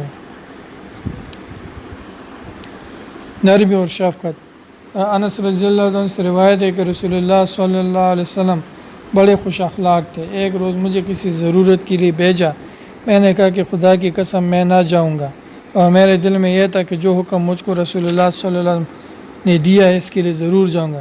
پھر میں نکلا اور میرا گزر کچھ بچوں پر ہوا جو بازار میں کھیل رہے تھے۔ اتنے میں ناگہاں رسول اللہ صلی اللہ علیہ وسلم نے میرے سر کے بال پیچھے سے پکڑے۔ جب میں نے آپ کی طرف دیکھا تو آپ کو ہنستا پایا۔ حضور صلی اللہ علیہ وسلم فرمایا، انس تم وہاں گئے تھے جہاں میں نے تم کو بھیجا تھا؟ میں نے کہا ہاں جاؤں گا یا رسول اللہ صلی اللہ علیہ وسلم۔ انس رضی اللہ عنہ راوی ہے کہ میں نے رسول اللہ صلی اللہ علیہ وسلم کی خدمت میں اس وقت سے جب کہ میں 8 برس کا تھا، میں نے آپ کی خدمت 10 برس تک کی۔ آپ نے کسی بات پر جو میرے ہاتھ سے ہوئی مجھے ملامت نہیں کی۔ اگر اہل بیت میں سے کسی نے بھی ملامت کی تو آپ نے فرمایا اس کو چھوڑ دو، اگر تقدیر میں کوئی بات ہوتی تو ہو کر رہتی ہے۔ کم دل تک حضور پاک صلی اللہ علیہ وسلم اوصاف دوست مختلف رسول الکریم۔ ایثار و تحمل۔ ایک روایت میں ہے کہ زید بن شونہ پہلے یہودی تھے، ایک مرتبہ کہنے لگے کہ نبوت کی علامتوں میں سے کوئی بھی ایسی نہیں رہی جس کو میں نے حضور اکرم صلی اللہ علیہ وسلم میں نہ دیکھ لیا ہو، بجز 2 علامتوں کے جس کے تجربے کی اب تک نوبت نہیں آئی تھی۔ ایک یہ کہ آپ کا حلم آپ کے غصے پر غالب ہوگا، دوسرے یہ کہ آپ کے ساتھ کوئی جتنا بھی جہالت کا برتاؤ کرے گا اس قدر آپ کا تحمل زیادہ ہوگا۔ میں ان دونوں کے امتحان کا موقع تلاش کرتا رہا اور آمد و رفت بڑھاتا رہا۔ ایک دن آپ حجرے سے باہر تشریف لائے۔ حضرت علی رضی اللہ عنہ آپ کے ساتھ ایک بدوی جیسا شخص آیا اور عرض کیا، یا رسول اللہ صلی اللہ علیہ وسلم، میری قوم مسلمان ہو چکی ہے اور میں نے ان سے یہ کہا تھا کہ مسلمان ہو جاؤ گے تو بھرپور رزق تم کو ملے گا، اور اب حالات یہ کہ قید پڑ گیا، مجھے ڈر ہے کہ اسلام سے نہ نکل جائے۔ اگر رائے مبارک ہو تو آپ کچھ عنایت ان کی فرمائے۔ حضور صلی اللہ علیہ وسلم ایک شخص کی طرف جو غالباً حضرت علی رضی اللہ عنہ تھے دیکھا تو انہوں نے عرض کیا کہ حضور صلی اللہ علیہ وسلم موجود تو کچھ نہیں رہا۔ زید جو اس وقت یہودی تھے اس منظر کو دیکھ رہے تھے، کہنے لگے کہ محمد صلی اللہ علیہ وسلم، اگر آپ ایسا کر سکے کہ فلاں شخص کے باغ کی اتنی کھجوریں وقتی معین پر مجھے دے دے تو میں قیمت پیشگی دے دوں اور وقتی معین پر کھجوریں لے لوں گا۔ حضور صلی اللہ علیہ وسلم نے فرمایا، یہ تو نہیں ہو سکتا، البتہ اگر باغ کی تعین نہ کرو تو میں معاملہ کر سکتا ہوں۔ میں نے اس کو قبول کر لیا اور کھجوروں کی قیمت 80 مسکال سونا، 1 مسکال مشہور قول کے موافق 4.5 معاشے کا ہوتا ہے، دے دیا۔ آپ نے سونا اس بدوی کے حوالے کر دیا اور فرمایا کہ انصاف کی رعایت رکھنا اور اس سے ان کی ضرورت پوری کر لو۔ یہ کہتے ہیں کہ جب کھجوروں کی ادائیگی کے وقت میں 2-3 دن باقی رہ گئے تھے، حضور اکرم صلی اللہ علیہ وسلم صحابہ کرام کی ایک جماعت کے ساتھ، جن میں ابو بکر، عمر اور عثمان بھی تھے، کسی کے جنازے کی نماز سے فارغ ہو کر ایک دیوار کے قریب تشریف فرما تھے۔ میں آئے اور آپ کے کرتے اور چادر کے پلو کو پکڑ کر نہایت ترش روئی سے کہا کہ اے محمد صلی اللہ علیہ وسلم، آپ میرا قرض ادا نہیں کرتے، خدا کی قسم میں تم سب اولاد عبد المطلب کو خوب جانتا ہوں کہ بڑے نادہندہ ہو۔ حضرت عمر رضی اللہ عنہ غصے سے مجھے گھورا اور کہا، اے خدا کی دشمن، یہ کیا بک رہا ہے؟ خدا کی قسم اگر مجھے حضور صلی اللہ علیہ وسلم کا ڈر نہ ہوتا تو تیری گردن اڑا دیتا۔ لیکن حضور صلی اللہ علیہ وسلم نہایت سکون سے مجھے دیکھ رہے تھے اور تبسم کے لہجے میں حضرت عمر رضی اللہ عنہ فرمائے کہ عمر، میں اور یہ ایک اور چیز کے زیادہ محتاج تھے، وہ یہ کہ مجھے حق ادا کرنے میں خوبی برتنے کو کہتے اور اس کو مطالبہ کرنے میں بہتر طریقے کی نصیحت کرتے۔ جاؤ اس کو لے جاؤ، اس کا حق ادا کر دو، اور تم نے جو اسے ڈانٹا ہے اس کے بدلے میں 20 سا تقریباً 2 من کھجوریں زیادہ دے دینا۔ حضرت عمر رضی اللہ عنہ مجھے لے گئے اور پورا مطالبہ اور 20 سا کھجوریں زیادہ دی۔ میں نے پوچھا کہ یہ 20 سا کیسے؟ عمر رضی اللہ تعالیٰ نے کہا کہ حضور صلی اللہ علیہ وسلم کا یہی حکم ہے۔ زید نے کہا کہ عمر تم مجھ کو پہچانتے ہو؟ انہوں نے فرمایا کہ نہیں۔ میں نے کہا کہ میں زید بن شانہ ہوں۔ انہوں نے فرمایا کہ جو یہودی کا بڑا علامہ ہے؟ میں نے کہا کہ ہاں وہی ہوں۔ انہوں نے فرمایا کہ اتنا بڑا آدمی ہو کر حضور صلی اللہ علیہ وسلم کے ساتھ تم نے یہ کیسا برتاؤ کیا؟ میں نے کہا کہ علامات نبوت میں 2 علامتیں ایسی رہ گئی تھی جن کا مجھ کو تجربہ کرنے کی نوبت نہیں آئی تھی۔ ایک یہ کہ آپ کا حلم آپ کے غصے پر غالب ہوگا، دوسرے یہ کہ اس کے ساتھ سخت جہالت کا برتاؤ ان کے حلم کو بڑھائے گا۔ اب ان دونوں کا بھی امتحان کر لیا۔ اب میں تم کو اپنے اسلام کا گواہ بناتا ہوں اور میرا آدھا مال امت محمدیہ پر صدقہ ہے۔ اس کے بعد حضور صلی اللہ علیہ وسلم کی خدمت میں واپس آئے اور اسلام لے آئے۔ اس کے بعد بہت سے غزوات میں شریک ہوئے اور تبوک کی لڑائی میں شہید ہو گئے۔ امام بخاری نے حضرت انس رضی اللہ تعالیٰ عنہ سے روایت کی کہ ایک مرتبہ میں حضور اقدس صلی اللہ علیہ وسلم کے ساتھ جا رہا تھا اور حضور صلی اللہ علیہ وسلم کی گردن مبارک میں نجرانی سخت حاشیہ دار چادر تھی۔ ایک اعرابی نے قریب آ کر چادر کو پکڑ کر حضور صلی اللہ علیہ وسلم کو کھینچا اور چادر کو سخت لپیٹنے لگا۔ حضرت انس رضی اللہ تعالیٰ بیان کرتے ہیں کہ میں نے حضور صلی اللہ علیہ وسلم کی گردن مبارک کی طرف دیکھا تو سخت حاشیہ دار لپیٹ نے آپ کی گردن مبارک کو چیل دیا تھا۔ اس کے بعد اعرابی کہنے لگے، اے محمد صلی اللہ علیہ وسلم، اللہ تعالیٰ کے اس مال میں سے جو آپ کے پاس ہے مجھے دینے کا حکم فرما دیں۔ حضور صلی اللہ علیہ وسلم نے اس کی طرف دے کر تبسم فرمایا اور مجھے اس کے دینے کا حکم فرمایا۔ ایک دفعہ مکہ میں قحط پڑا، لوگوں نے ہڈیاں اور مردار بھی کھانے شروع کر دیے۔ ابو سفیان جو ان دنوں حضور صلی اللہ علیہ وسلم کے بدترین دشمن تھے، آپ کی خدمت میں آئے اور کہنے لگے، محمد صلی اللہ علیہ وسلم تم لوگوں کو صلہ رحمی کی تعلیم دیتے ہو، تمہاری قوم ہلاک ہو رہی ہے، اپنے خدا سے دعا کیوں نہیں کرتے؟ وہ قریش کی اظہار ثانی اور شرارت انسانیت کی حدود کو بھی پان گئی تھی، لیکن ابو سفیان کی بات سن کر فوراً آپ کے دست مبارک دعا کے لیے اٹھ گئے۔ اللہ تعالیٰ نے اس قدر مینہ برسایا کہ جل تل ہو گیا اور قحط دور ہو گیا۔ زہد و تقوی۔ حدیث حضرت انس رضی اللہ تعالیٰ سے روایت ہے کہ رسول اللہ صلی اللہ علیہ وسلم نے اللہ تعالیٰ سے دعا کرتے تھے کہ اے اللہ مجھے مسکینی کی حالت میں زندہ رکھ اور مسکینی کی حالت میں دنیا سے اٹھا اور مسکینوں کے گروہ میں میرا حشر فرما۔ حدیث رسول اللہ صلی اللہ علیہ وسلم کے ایک صحابی سے روایت ہے کہ حضور صلی اللہ علیہ وسلم کے اہل مجلس ایک مرتبہ دولت مندی اور دنیاوی خوشحالی کا کوئی تذکرہ کرنے لگے کہ یہ چیز اچھی ہے یا بری اور دین اور آخرت کے لیے مضر ہے یا مفید، تو آپ نے اس سلسلہ میں ارشاد فرمایا کہ جو شخص اللہ تعالیٰ سے ڈرے، اس کے احکام کی پابندی کرے، اس کے لیے مالداری میں کوئی مذائقہ نہیں اور کوئی حرج نہیں، اور صحت مندی صاحب تقوی کے لیے دولت مندی سے بھی بہتر ہے، اور خوش دلی بھی اللہ تعالیٰ کی نعمتوں میں سے ہے جس پر شکر واجب ہے۔ حدیث حضرت عائشہ رضی اللہ تعالیٰ عنہ سے روایت ہے کہ انہوں نے عروہ سے فرمایا، میرے بانجے ہم اہل بیت نبوت اس طرح گزارا کرتے تھے کہ کبھی کبھی لگاتار 3 دن چاند دیکھ لیتے تھے، یعنی کامل 2 مہینے گزر جاتے اور حضور صلی اللہ علیہ وسلم کے گھر میں چولہا گرم نہ ہوتا تھا۔ عروہ کہتے ہیں میں نے عرض کیا کہ پھر آپ لوگوں کو کیا چیز زندہ رکھتی تھی؟ عائشہ رضی اللہ تعالیٰ عنہ نے جواب دیا، بس کھجور کے دانے اور پانی، انہی پر ہم جیتے تھے۔ البتہ رسول اللہ صلی اللہ علیہ وسلم کے بعض انصاری پڑوسی تھے، ان کے ہاتھ دودھ دینے والے جانور تھے، وہ آپ کے لیے دودھ بطور ہدیہ کے بھیجا کرتے تھے اور اس میں سے آپ ہم کو بھی دے دیتے تھے۔ حضرت عائشہ رضی اللہ تعالیٰ عنہ فرماتی ہے کہ رسول اللہ صلی اللہ علیہ وسلم نے ایسے حال میں وفات پائی کہ آپ کی ذرا 30 ساک جو کے بدلے ایک یہودی کے پاس رہن رکھی ہوئی تھی۔ خشیت الہی۔ عبداللہ بن شخیر رضی اللہ تعالیٰ عنہ سے روایت ہے کہ آپ برابر مغموم رہتے تھے، کسی وقت آپ کو چین نہ تھا، یہ کیفیت فکر آخرت سے تھی، اور دن بھر میں 70 یا 100 بار استغفار فرماتے تھے۔ میں کہتا ہوں کہ یہ یا تو تعلیم امت کے لیے تھا یا خود امت کے لیے مغفرت طلب کرنا مقصود تھا۔ یہ وجہ تھی کہ آپ دریائے قرب و عرفان میں مستغرق رہتے تھے اور آنن فانن ترقی کرتے رہتے تھے، کیونکہ تجلیات متجدد ہوتی رہتی ہے اور تجلی حسب استعداد محل تجلی کے ہوتی ہے، اور آپ کی استعداد برابر متزاید ہوتی جاتی تھی۔ اس لیے متجلیات بھی لا توقف عند حد، جن کی کوئی غایت نہ ہو، فائز ہوتی تھی۔ پس جب مرتبہ مابعد کو اعلیٰ دیکھتے تھے تو اپنے کو مرتبہ ماقبل کے اعتبار سے تکثیر کی طرف منسوب فرماتے۔ رکعت قلبی، حضرت ابن عباس رضی اللہ تعالیٰ عنہ فرماتے ہیں کہ حضور اکرم صلی اللہ علیہ وسلم کی ایک نواسی قریب الوفات تھی۔ حضور اکرم صلی اللہ علیہ وسلم نے ان کو گود میں اٹھا لیا اور اپنے سامنے رکھ لیا۔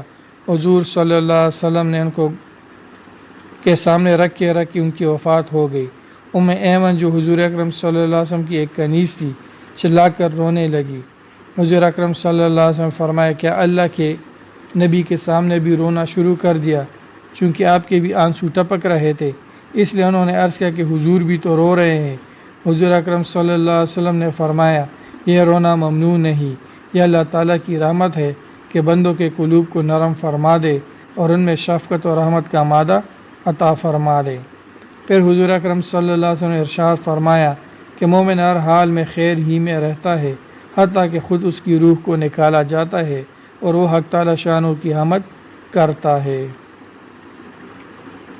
عائشہ رضی اللہ تعالیٰ عنہ فرماتی ہے کہ حضور اکرم صلی اللہ علیہ وسلم نے عثمان بن مظعون کے پیشانی کو ان کی وفات کے بعد بوسہ دیا۔ اس وقت حضور اکرم صلی اللہ علیہ وسلم کے آنسو ٹپک رہے تھے۔ عبداللہ بن شقیر رضی اللہ تعالیٰ فرماتے ہیں کہ میں حضور اکرم صلی اللہ علیہ وسلم کی خدمت میں حاضر ہوا تو حضور صلی اللہ علیہ وسلم نماز پڑھ رہے تھے اور رونے کی وجہ سے آپ کے سینے سے ایسی آواز نکل رہی تھی جیسے ہانڈیاں کا جوش ہوتا ہے۔ عبداللہ بن مسعود رضی اللہ تعالیٰ فرماتے ہیں کہ مجھ سے ایک مرتبہ حضور اکرم صلی اللہ علیہ وسلم ارشاد فرمایا کہ قرآن مجید سناؤ۔ میں نے عرض کیا کہ حضور صلی اللہ علیہ وسلم آپ ہی پر تو نازل ہوا ہے اور آپ ہی کو سناؤں۔ حضور اکرم صلی اللہ علیہ وسلم ارشاد فرمایا کہ میرا دل چاہتا ہے کہ دوسروں سے سنوں۔ میں نے امتثال امر میں شروع کیا اور سورہ نساء پڑھنا شروع کی۔ میں جب اس آیت پر پہنچا فَكَيْفَ إِذَا جِئْنَا مِن كُلِّ أُمَّةٍ بِشَهِيدٍ وَجِئْنَا بِكَ عَلَىٰ هَٰؤُلَاءِ شَهِيدًا، سو اس وقت کیا حال ہوگا جب کہ ہر امت میں سے ایک ایک گواہ کو حاضر کریں گے اور آپ کو ان لوگوں پر جن کا آپ سے سابقہ ہوا ہے گواہی دینے کے لیے حاضر لاویں گے۔ تو میں نے حضور صلی اللہ علیہ وسلم کے چہرے مبارک کی طرف دیکھا کہ دونوں آنکھیں گریہ کی وجہ سے بہہ رہی تھی۔ حضرت انس رضی اللہ تعالیٰ فرماتے کہ حضور صلی اللہ علیہ وسلم اپنی صاحبزادی ام کلثوم کی قبر پر تشریف فرماتے اور آپ کے آنسو جاری تھے، رحم و ترحم۔ ایک دفعہ ایک صحابی حضور صلی اللہ علیہ وسلم کی خدمت میں حاضر ہوئے۔ ان کے ہاتھ میں کسی پرندے کے بچے تھے اور وہ چیں چیں کر رہے تھے۔ حضور صلی اللہ علیہ وسلم نے پوچھا، یہ بچے کیسے ہیں؟ صحابی نے عرض کیا، یا رسول اللہ صلی اللہ علیہ وسلم، میں ایک جھاڑی کے قریب سے گزرا تو ان بچوں کی آواز آ رہی تھی، میں ان کو نکال لایا۔ ان کی ماں نے دیکھا تو بےتاب ہو کر سر پر چکر کاٹنے لگی۔ حضور صلی اللہ علیہ وسلم نے فرمایا، فوراً جاؤ اور ان بچوں کو وہیں رکھ آؤ جہاں سے لائے ہو۔ ایک دفعہ حضور صلی اللہ علیہ وسلم ایک انصاری کے باغ میں تشریف لے گئے۔ وہاں ایک اونٹ بھوک سے بلبلا رہا تھا۔ آپ نے شفقت سے اس کی پیٹھ پر ہاتھ پھیرا اور اس کے مالک کو بلا کر فرمایا، اس جانور کے بارے میں تم خدا سے نہیں ڈرتے؟ ایک دفعہ حضرت ابو مسعود انصاری رضی اللہ تعالیٰ عنہ اپنے غلام کو پیٹ رہے تھے۔ اتفاق سے رسول اللہ صلی اللہ علیہ وسلم اس موقع پر تشریف لائے گئے۔ آپ نے رنجیدہ ہو کر فرمایا، ابو مسعود، اس غلام پر تمہیں جس قدر اختیار ہے اللہ تعالیٰ کو تم پر اس سے زیادہ اختیار ہے۔ حضرت ابو مسعود رضی اللہ تعالیٰ عنہ حضور صلی اللہ علیہ وسلم کا ارشاد مبارک سن کر تھرا اٹھے اور عرض کیا، یا رسول اللہ صلی اللہ علیہ وسلم، میں اس غلام کو اللہ کی راہ میں آزاد کرتا ہوں۔ حضور صلی اللہ علیہ وسلم نے فرمایا، اگر تم ایسا نہ کرتے تو دوزخ کی آگ تم کو چھو لیتی۔ مقام عبدیت۔ حضرت فضل رضی اللہ تعالیٰ فرماتے کہ میں حضور صلی اللہ علیہ وسلم کی خدمت میں حاضر ہوا۔ میں نے دیکھا کہ حضور صلی اللہ علیہ وسلم کو بخار چل رہا ہے اور سر مبارک پر اب پٹی باندھ رکھی ہے۔ حضور صلی اللہ علیہ وسلم نے ارشاد فرمایا کہ میرا ہاتھ پکڑ دے۔ میں نے حضور صلی اللہ علیہ وسلم کا ہاتھ پکڑا۔ حضور صلی اللہ علیہ وسلم مسجد میں تشریف لے گئے اور ممبر پر بیٹھ کر ارشاد فرمایا کہ لوگوں کو آواز دے کر جمع کر لو۔ میں نے لوگوں کو جمع کر لیا۔ حضور صلی اللہ علیہ وسلم نے اللہ تعالیٰ کی حمد و ثنا کے بعد یہ مضمون ارشاد فرمایا، میرا تم لوگوں کے پاس سے چلے جانے کا زمانہ قریب آ گیا ہے، اس لیے جس کی کمر پر میں نے مارا ہو میری کمر موجود ہے، بدلہ لے لے، اور جس کی آبرو پر میں نے حملہ کیا ہو میری آبرو سے بدلہ لے لے، جس کا کوئی مالی مطالبہ مجھ پر ہو وہ مال سے بدلہ لے لے۔ کوئی شخص یہ شبہ نہ کرے کہ مجھ سے بدلہ لینے سے میرے دل میں بغض پیدا ہونے کا ڈر ہے، کہ بغض رکھنا نہ میری طبیعت میں ہے نہ میرے لیے موضوع ہے۔ خوب سمجھ لو کہ مجھے بہت محبوب ہے وہ شخص جو اپنا حق مجھ سے وصول کر لے یا معاف کر دے، کہ میں اللہ جل شانہ کے یہاں بشاشت قلب کے ساتھ جاؤں۔ میں اپنے اس اعلان کو ایک دفعہ کہہ دینے پر اکتفا نہیں کرنا چاہتا، پھر بھی اس کا اعلان کروں گا۔ چنانچہ اس کے بعد ممبر سے اتر آئے اور ظہر کی نماز پڑھنے کے بعد پھر ممبر پر تشریف لے گئے اور وہی اعلان فرمایا۔ نیز بعض کے متعلق بھی مضمون بالا کا بغض کے متعلق بھی مضمون بالا کا اعادہ فرمایا، اور یہ بھی ارشاد فرمایا جس کے ذمہ کوئی حق ہو وہ بھی ادا کر دے، اور دنیا کی رسوائی کا خیال نہ کرے، کہ دنیا کی رسوائی آخرت کو رسوائی سے بہت کم ہے۔ ایک صاحب کھڑے ہوئے اور عرض کیا کہ میرے 3 درہم آپ کے ذمہ ہے۔ حضور صلی اللہ علیہ وسلم نے ارشاد فرمایا کہ میں کسی مطالبہ کرنے والے کی نہ تکذیب کرتا ہوں نہ اس کو قسم دیتا ہوں، لیکن میں پوچھنا چاہتا ہوں کہ یہ درہم کیسے ہے؟ انہوں نے عرض کیا کہ ایک دن ایک سائل آپ کے پاس آیا تھا تو آپ نے مجھ سے فرما دیا تھا کہ 3 درہم اس کو دے دو۔ حضور اکرم صلی اللہ علیہ وسلم نے حضرت فضل رضی اللہ عنہ فرمایا کہ 3 درہم اس کو دے دینا۔ اس کے بعد ایک اور صاحب اٹھے، انہوں نے عرض کیا کہ میرے ذمہ 3 درہم بیت المال کے ہیں، میں نے خیانت سے لے لیے تھے۔ حضور صلی اللہ علیہ وسلم نے دریافت فرمایا کیوں خیانت کی تھی؟ عرض کیا میں اس وقت بہت محتاج تھا۔ حضور صلی اللہ علیہ وسلم نے حضرت فضل رضی اللہ عنہ فرمایا ان سے وصول کر لو۔ اس کے بعد پھر حضور صلی اللہ علیہ وسلم نے اعلان فرمایا کہ جس کسی کو اپنی کسی حالت کا اندیشہ ہو وہ بھی دعا کرا لے کہ اب روانگی کا وقت ہے۔ ایک صاحب اٹھے اور عرض کیا یا رسول اللہ صلی اللہ علیہ وسلم میں جھوٹا ہوں، میں منافق ہوں، بہت سونے کا مریض ہوں۔ حضور صلی اللہ علیہ وسلم نے دعا فرمائی یا اللہ اس کو سچائی عطا فرما، ایمان کامل عطا فرما اور زیادتی نیند کے مرض سے صحت بخش دے۔ اس کے بعد ایک اور صاحب کھڑے ہوئے اور عرض کیا یا رسول اللہ صلی اللہ علیہ وسلم میں جھوٹا ہوں، منافق ہوں، کوئی گناہ ایسا نہیں جو نہ کیا ہو۔ حضرت عمر رضی اللہ عنہ اس کو تنبیہ فرمائی کہ اپنے گناہوں کو پھیلاتے ہو۔ حضور صلی اللہ علیہ وسلم ارشاد فرمایا عمر چپ رہو، دنیا کی رسوائی آخرت کو رسوائی سے ہلکی ہے۔ اس کے بعد حضور اکرم صلی اللہ علیہ وسلم ارشاد فرمایا یا اللہ اس کو سچائی اور کامل ایمان نصیب فرما اور اس کے احوال کو بہتر بنا دے۔ ایک اور صاحب اٹھے، انہوں نے عرض کیا یا رسول اللہ صلی اللہ علیہ وسلم میں بزدل ہوں، سونے کا مریض ہوں۔ حضور صلی اللہ علیہ وسلم ان کے لیے بھی دعا فرمائی۔ حضرت فضل رضی اللہ تعالیٰ کہتے ہیں کہ اس کے بعد سے ہم دیکھتے تھے کہ ان کے برابر کوئی بھی بہادر نہ تھا۔ پھر حضور صلی اللہ علیہ وسلم حضرت عائشہ رضی اللہ تعالیٰ عنہ کے مکان پر تشریف لے گئے اور اسی طرح عورتوں کے مجمع میں بھی اعلان فرمایا، اور جو ارشادات مردوں سے مجمع میں فرمائے تھے یہاں بھی ان کا اعادہ فرمایا۔ ایک صحابیہ نے عرض کیا کہ یا رسول اللہ صلی اللہ علیہ وسلم میں اپنی زبان سے عاجز ہوں۔ حضور صلی اللہ علیہ وسلم ان کے لیے بھی دعا فرمائی۔ پھر حضور صلی اللہ علیہ وسلم نے اعلان فرمایا کہ جس کسی کو اپنی کسی حالت کا اندیشہ ہو وہ بھی دعا کرا لے کہ اب روانگی کا وقت ہے۔ چنانچہ لوگوں نے اپنے متعلق مختلف دعائیں کرائی۔ صلی اللہ علیہ وسلم تسلیما کثیرا کثیرا۔ معیت الہیہ۔ حضرت عائشہ رضی اللہ تعالیٰ عنہ فرماتی ہے کہ رسول اللہ صلی اللہ علیہ وسلم حق تعالیٰ کا ذکر ہر لمحہ اور تمام اوقات میں کرتے تھے اور ہمیشہ یاد الہی میں مشغول رہتے تھے، اور کوئی چیز آپ کو ذکر الہی سے باز نہ رکھتی تھی، اور آپ کی ہر بات یاد حق، حمد و ثنا، توحید، تمجید، تسبیح و تقدیس، تکبیر و تحلیل میں ہوتی تھی، اور اسماء و صفات الہی وعدہ وعید، امر و نہی، احکام شرع کی تعلیم، ذکر جنت و نار اور ترغیب و ترہیب کا بیان، یہ سب ذکر حق تھا، اور خاموشی کے وقت اللہ تعالیٰ کی یاد قلب اطہر میں رہتی تھی، اور حضور صلی اللہ علیہ وسلم کا ہر سانس آپ کے قلب و زبان، اور آپ کا اٹھنا بیٹھنا، کھڑا ہونا، لیٹنا، کھانا پینا، سونگنا، آنا جانا، سفر و اقامت، پیدل و سواری، غرض یہ کہ کسی حالت میں ذکر حق جدا نہ تھا۔ جو بھی صورت یاد کرنے کی ہوتی خواہ دل میں یا زبان سے، ہر فعل میں یا شان میں ذکر الہی ہوتا۔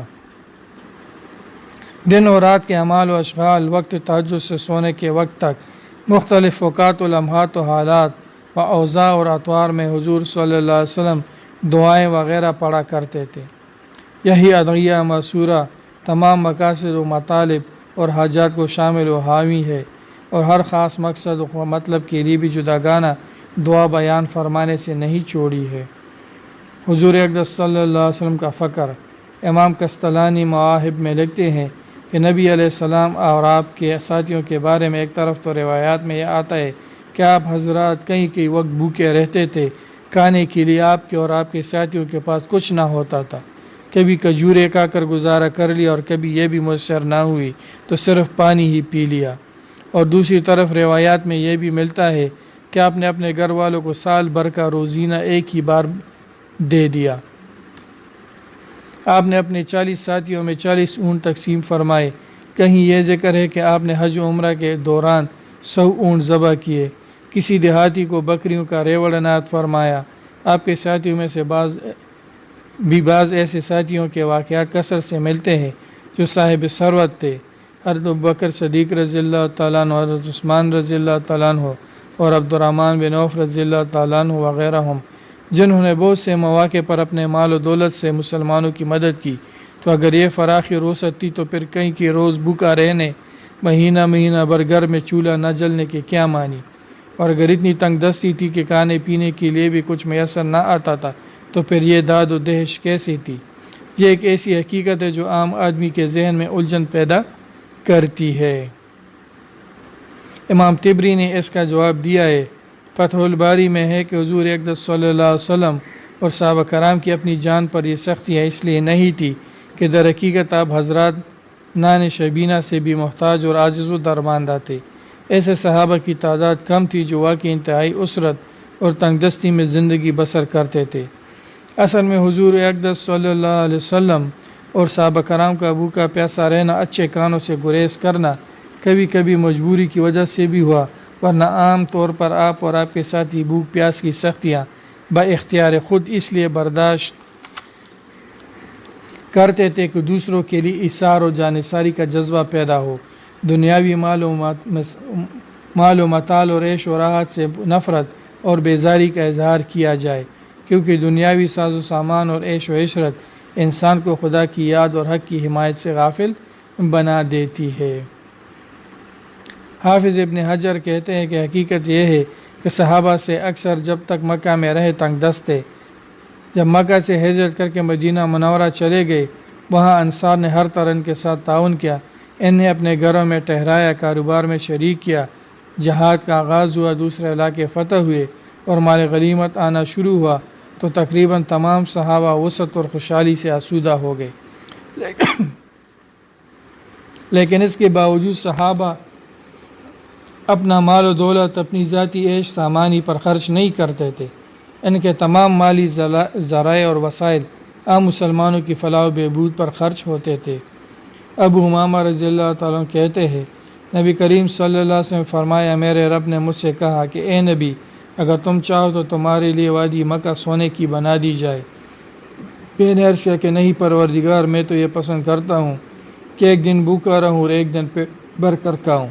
جس دن بھوکا رہوں تیرے حضور گریہ وزاری کروں اور تیری یاد میں مصروف رہوں، اور جس دن سیر ہو کر کھانا کھاؤں دل کی گہرائی سے تیرا شکر اور تیری تعریف کروں۔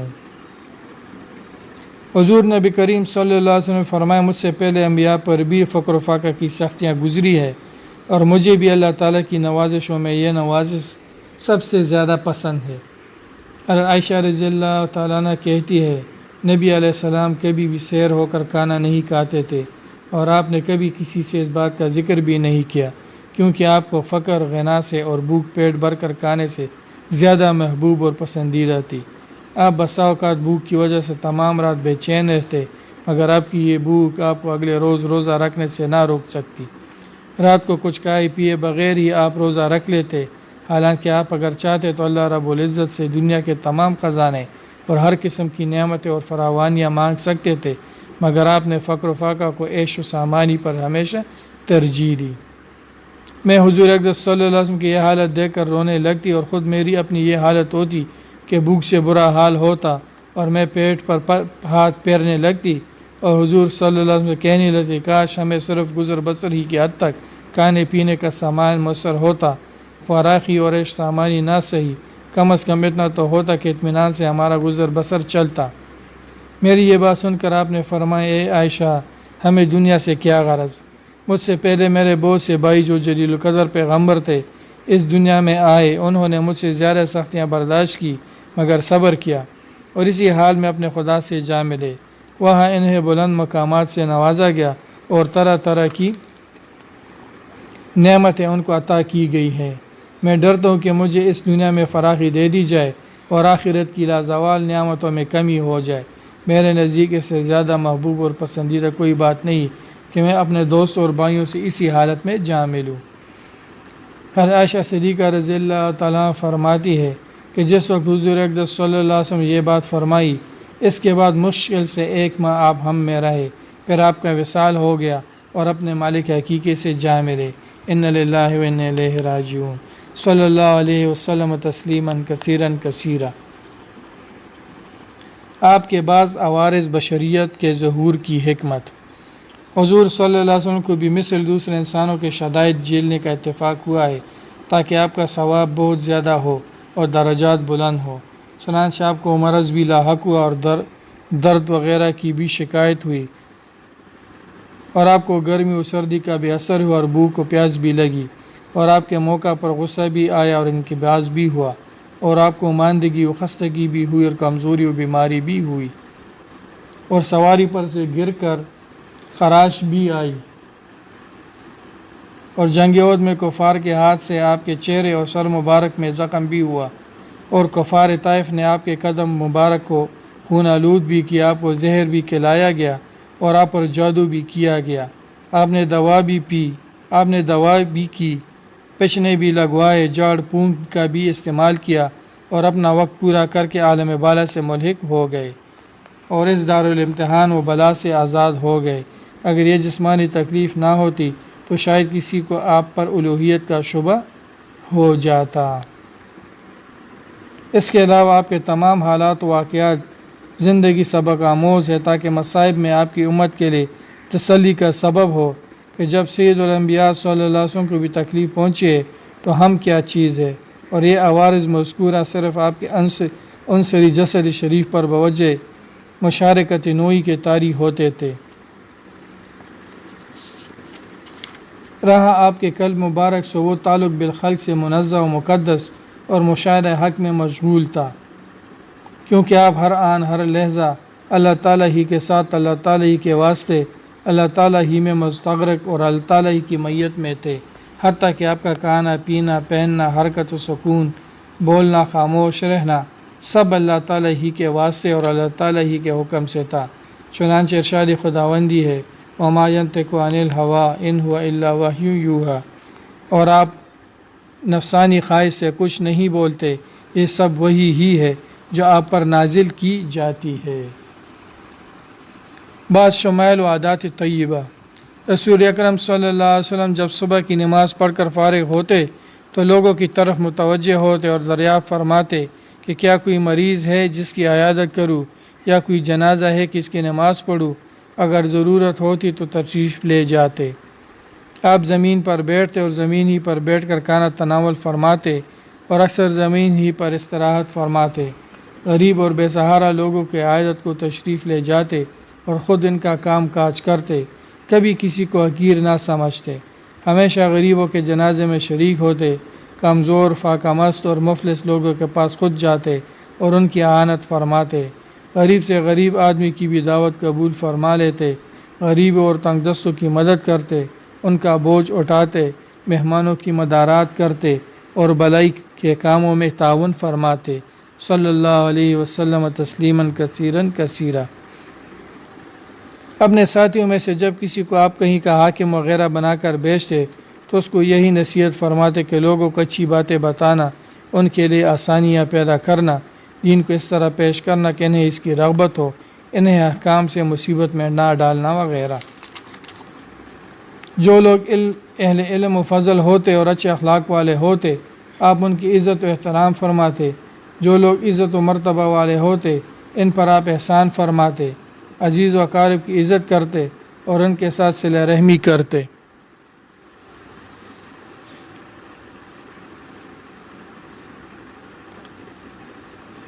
اپنے عزیز و اقارب میں یہ نہ دیکھتے کہ کون افضل ہے اور کون نہیں، جس کو زیادہ مستحق سمجھتے اس کی زیادہ مدد کرتے، جب اپنے ساتھیوں سے ملتے تو پہلے خود سلام کرتے اور بڑی گرم جوشی کے ساتھ مصافحہ کرتے۔ آپ جب جہاد کا حکم فرماتے تو خود سب سے پہلے جہاد کے لیے تیار ہو جاتے، اور جب میدان کارزار گرم ہوتا تو سب سے آگے اور دشمن کے سب سے زیادہ قریب ہوتے۔ تحمل و درگزر، حضور صلی اللہ علیہ وسلم کے ایذا دینے پر سب سے زیادہ صابر تھے اور سب سے بڑھ کر حلیم تھے، برائی کرنے والے سے درگزر فرماتے تھے، اور جو شخص آپ سے بدسلوکی کرتا تھا آپ اس سے نیک سلوک کرتے تھے، اور جو شخص آپ کو نہ دیتا آپ اس کو دیتے، اور جو شخص آپ پر ظلم کرتا آپ اسے درگزر فرماتے، اور کسی کام کے دو پہلوؤں میں جو آسان ہوتا آپ اس کو اختیار فرماتے، بشرطے کہ وہ گناہ کا نہ ہوتا۔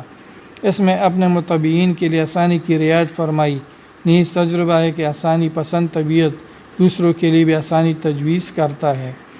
حضور صلی اللہ علیہ وسلم نے اپنی ذات کے لیے کسی سے انتقام نہیں لیا، آپ نے کبھی کسی چیز کو یعنی آدمی یا جانور کو اپنے ہاتھ سے نہیں مارا، اللہ کی راہ میں جو جہاد کیا وہ اور بات ہے۔ اور عائشہ رضی اللہ تعالیٰ عنہ فرماتی ہے کہ حضور اقدس صلی اللہ علیہ وسلم نے اپنے دست مبارک سے اللہ تعالیٰ کے لیے جہاد کے علاوہ کبھی کسی کو نہیں مارا، نہ کبھی کسی خادم کو، نہ کسی عورت بیوی باندی کو مارا۔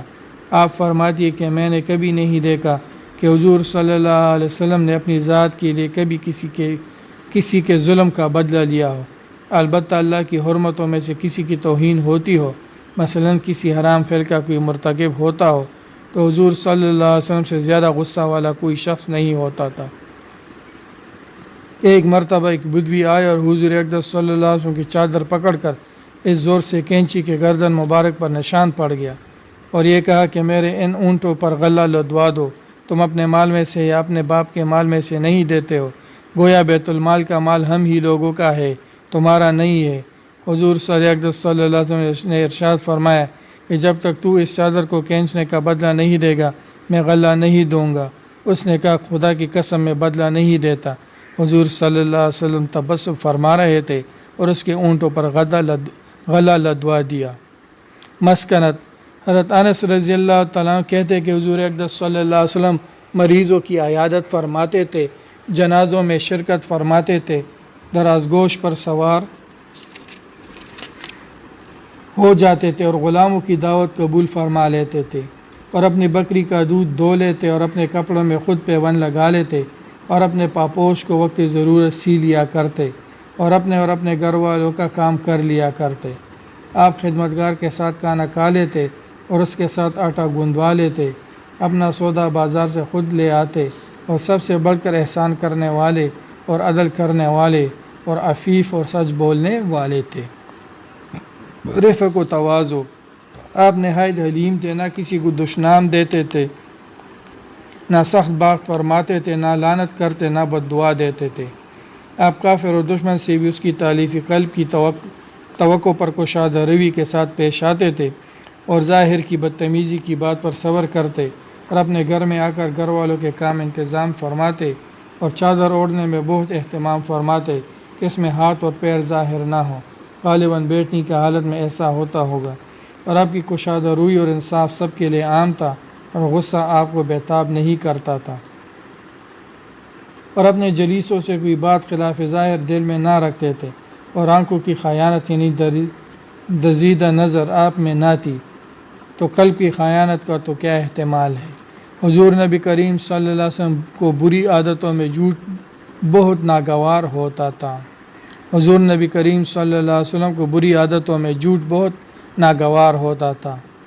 فکر آخرت، آپ اپنے آپ کو دنیا میں مسافر کی طرح سمجھتے تھے، وہ دنیاوی عیش و آرام سے تعلق نہ تھا، بلکہ کن فی الدنیا کانک غریب او عابر سبیل۔ دنیا میں غریب الوطن مسافر یا راستہ گزارنے والوں کی طرح رہو کا عملی نمونہ تھے۔ جود و سخا، حضرت صلی اللہ علیہ وسلم کی خدمت اقدس میں کہیں سے کوئی صدقہ وغیرہ کی رقم آتی تو جب تک آپ اس کو غریب اور مستحقین میں تقسیم نہ فرما دیتے گھر کے اندر تشریف نہ لے جاتے۔ جب حضور صلی اللہ علیہ وسلم کسی ضرورت مند محتاج کو دیکھتے تو اپنا کھانا پینا تک اٹھا کر عنایت فرما دیتے، حالانکہ اس کی آپ کو بھی ضرورت ہوتی۔ آپ کی عطا اور سخاوت مختلف صورتوں سے ہوتی تھی۔ کسی کو کوئی چیز ہبہ فرما دیتے، کسی کو اس کا حق دیتے، کسی کو ہدیہ دیتے، کبھی کپڑا خریدتے اور اس کی قیمت ادا کر کے اس کپڑے والے کو وہی کپڑا بخش دیتے، اور کبھی قرض لیتے اور اس سے زیادہ عطا فرما دیتے، اور کبھی کپڑا خرید کر اس کی قیمت سے زیادہ رقم عطا فرما دیتے، اور کبھی ہدیہ قبول فرماتے اور اس سے کئی گنا زیادہ اس کو انعام عطا فرما دیتے۔ جابر رضی اللہ عنہ فرماتے کہ حضور اقدس صلی اللہ علیہ وسلم نے کبھی کسی شخص سے کوئی چیز مانگنے پر انکار نہیں کیا، اگر اس وقت موجود ہوتا تو عطا فرما دیتے، ورنہ دوسرے وقت کا وعدہ فرما لیتے، یا اس کے حق میں دعا فرماتے کہ حق تعالی شان ہو اس کو کسی اور طریقے سے عطا فرما دے۔ بہر نو جس طرح بھی ممکن ہے آپ طرح طرح کی صورتوں میں خیرات و عطیات تقسیم فرمایا کرتے تھے، باوجود اس کے کہ حضور صلی اللہ علیہ وسلم کو خود اپنی زندگانی فقیرانہ طور پر بسر ہوتی تھی۔ ایک دو مہینے گزر جاتے کہ حضور صلی اللہ علیہ وسلم کے کاشانہ میں چولہا تک نہ جلتا، اور بسا اوقات شدت بھوک سے اپنے شکم میں عطر پر پتھر باندھ لیا کرتے۔ حضور اکرم صلی اللہ علیہ وسلم کا یہ فقر تنگی و مجبوری اور کچھ نہ ہونے کے سبب سے نہ تھا، بلکہ اس کا سبب زہد اور جود و سخا تھا، اور کبھی اپنی ازواج کے لیے 1 سال کا گزارا مہیا فرما دیتے لیکن اپنے لیے کچھ بچا کر نہ رکھتے۔ امور طبی، سرور دو عالم صلی اللہ علیہ وسلم بہت بڑے سخی تھے، کسی سوال کرنے والے کو کبھی نہیں کہا، ہوا تو فوراً دے دیا، ورنہ نرمی سے سمجھا دیا کہ دوسرے وقت آنا تو لے جانا۔ بات کے آپ بہت سچے تھے، سب باتوں میں آسانی اور سہولت اختیار فرماتے، اپنے ساتھ اٹھنے بیٹھنے والوں کا بہت خیال رکھتے، ان کے حالات کو دریافت کرتے رہتے۔ جب رات کے وقت باہر جانا ہوتا تو آہستہ سے اڑتے اور آہستہ سے جوتا پہنتے اور آہستہ سے کواڑ کھولتے اور پھر آہستہ سے باہر چلے جاتے۔ اسی طرح گھر میں تشریف لاتے تو آہستہ سے آتے اور آہستہ سے سلام کرتے تاکہ سونے والوں کو تکلیف نہ ہو اور کسی کی نیند خراب نہ ہو جائے۔ جب کوئی آپ کے پاس آتا اور آپ اس کو خوش و خرم دیکھتے تو اس کا ہاتھ اپنے ہاتھ میں لے لیتے تاکہ انسیت ہو جائے۔ جب آپ کے پاس کوئی ایسا شخص آتا جس کا نام آپ کو محبوب نہ ہوتا تو اس کا نام تبدیل کر دیتے تھے۔ جب کوئی شخص حضور اکرم صلی اللہ علیہ وسلم کے پاس مال زکوٰۃ اس غرض سے لاتا کہ مستحقین میں تقسیم فرما دے تو آپ اس لانے والے کو دعا دیتے، اے اللہ اس فلاں شخص پر رحم فرما۔ حضور اکرم صلی اللہ علیہ وسلم جب کسی کے گھر تشریف لے جاتے تو دروازے کے سامنے نہ کھڑا ہوتے بلکہ دائنی یا بائیں جانب کھڑے ہوتے اور گھر والوں کی اطلاع کے لیے فرماتے السلام علیکم۔ رات کو کسی کے گھر تشریف لے جاتے تو ایسی آواز سے سلام کرتے کہ جاگنے والا سن لیتا اور سونے والا نہ جاگتا۔ چلتے تو نیچی نگاہ زمین کی طرف رکھتے، مجمع کے ساتھ چلتے تو سب سے پیچھے ہوتے، اور کوئی سامنے آتا تو سلام پہلے آپ ہی کرتے۔ عاجزانہ صورت سے بیٹھتے، غریبوں مسکینوں کی طرح بیٹھ کر کھانا کھاتے، خاص مہمانوں کی مہمانی خود بنفس نفیس انجام دیتے۔ آپ اکثر اوقات خاموش رہتے، بلا ضرورت کلام نہ فرماتے۔ جب بولتے تو اتنا صاف کہ سننے والا خوب سمجھ لے، نہ اتنا لمبا کلام فرماتے کہ آدمی اکتا جائے، نہ اتنا مختصر کہ بات ادھوری رہ جائے۔ کسی بات میں کسی کام میں سختی نہ فرماتے، نرمی کو پسند فرماتے، اپنے پاس آنے والے کی بے قدری نہ کرتے، نہ کسی کی بات کاٹتے، خلاف شرع ہوتی تو اس کو روک دیتے تھے یا وہاں سے خود اٹھ کر چلے جاتے۔ اللہ تعالیٰ کی ہر نعمت کی بڑی قدر فرماتے۔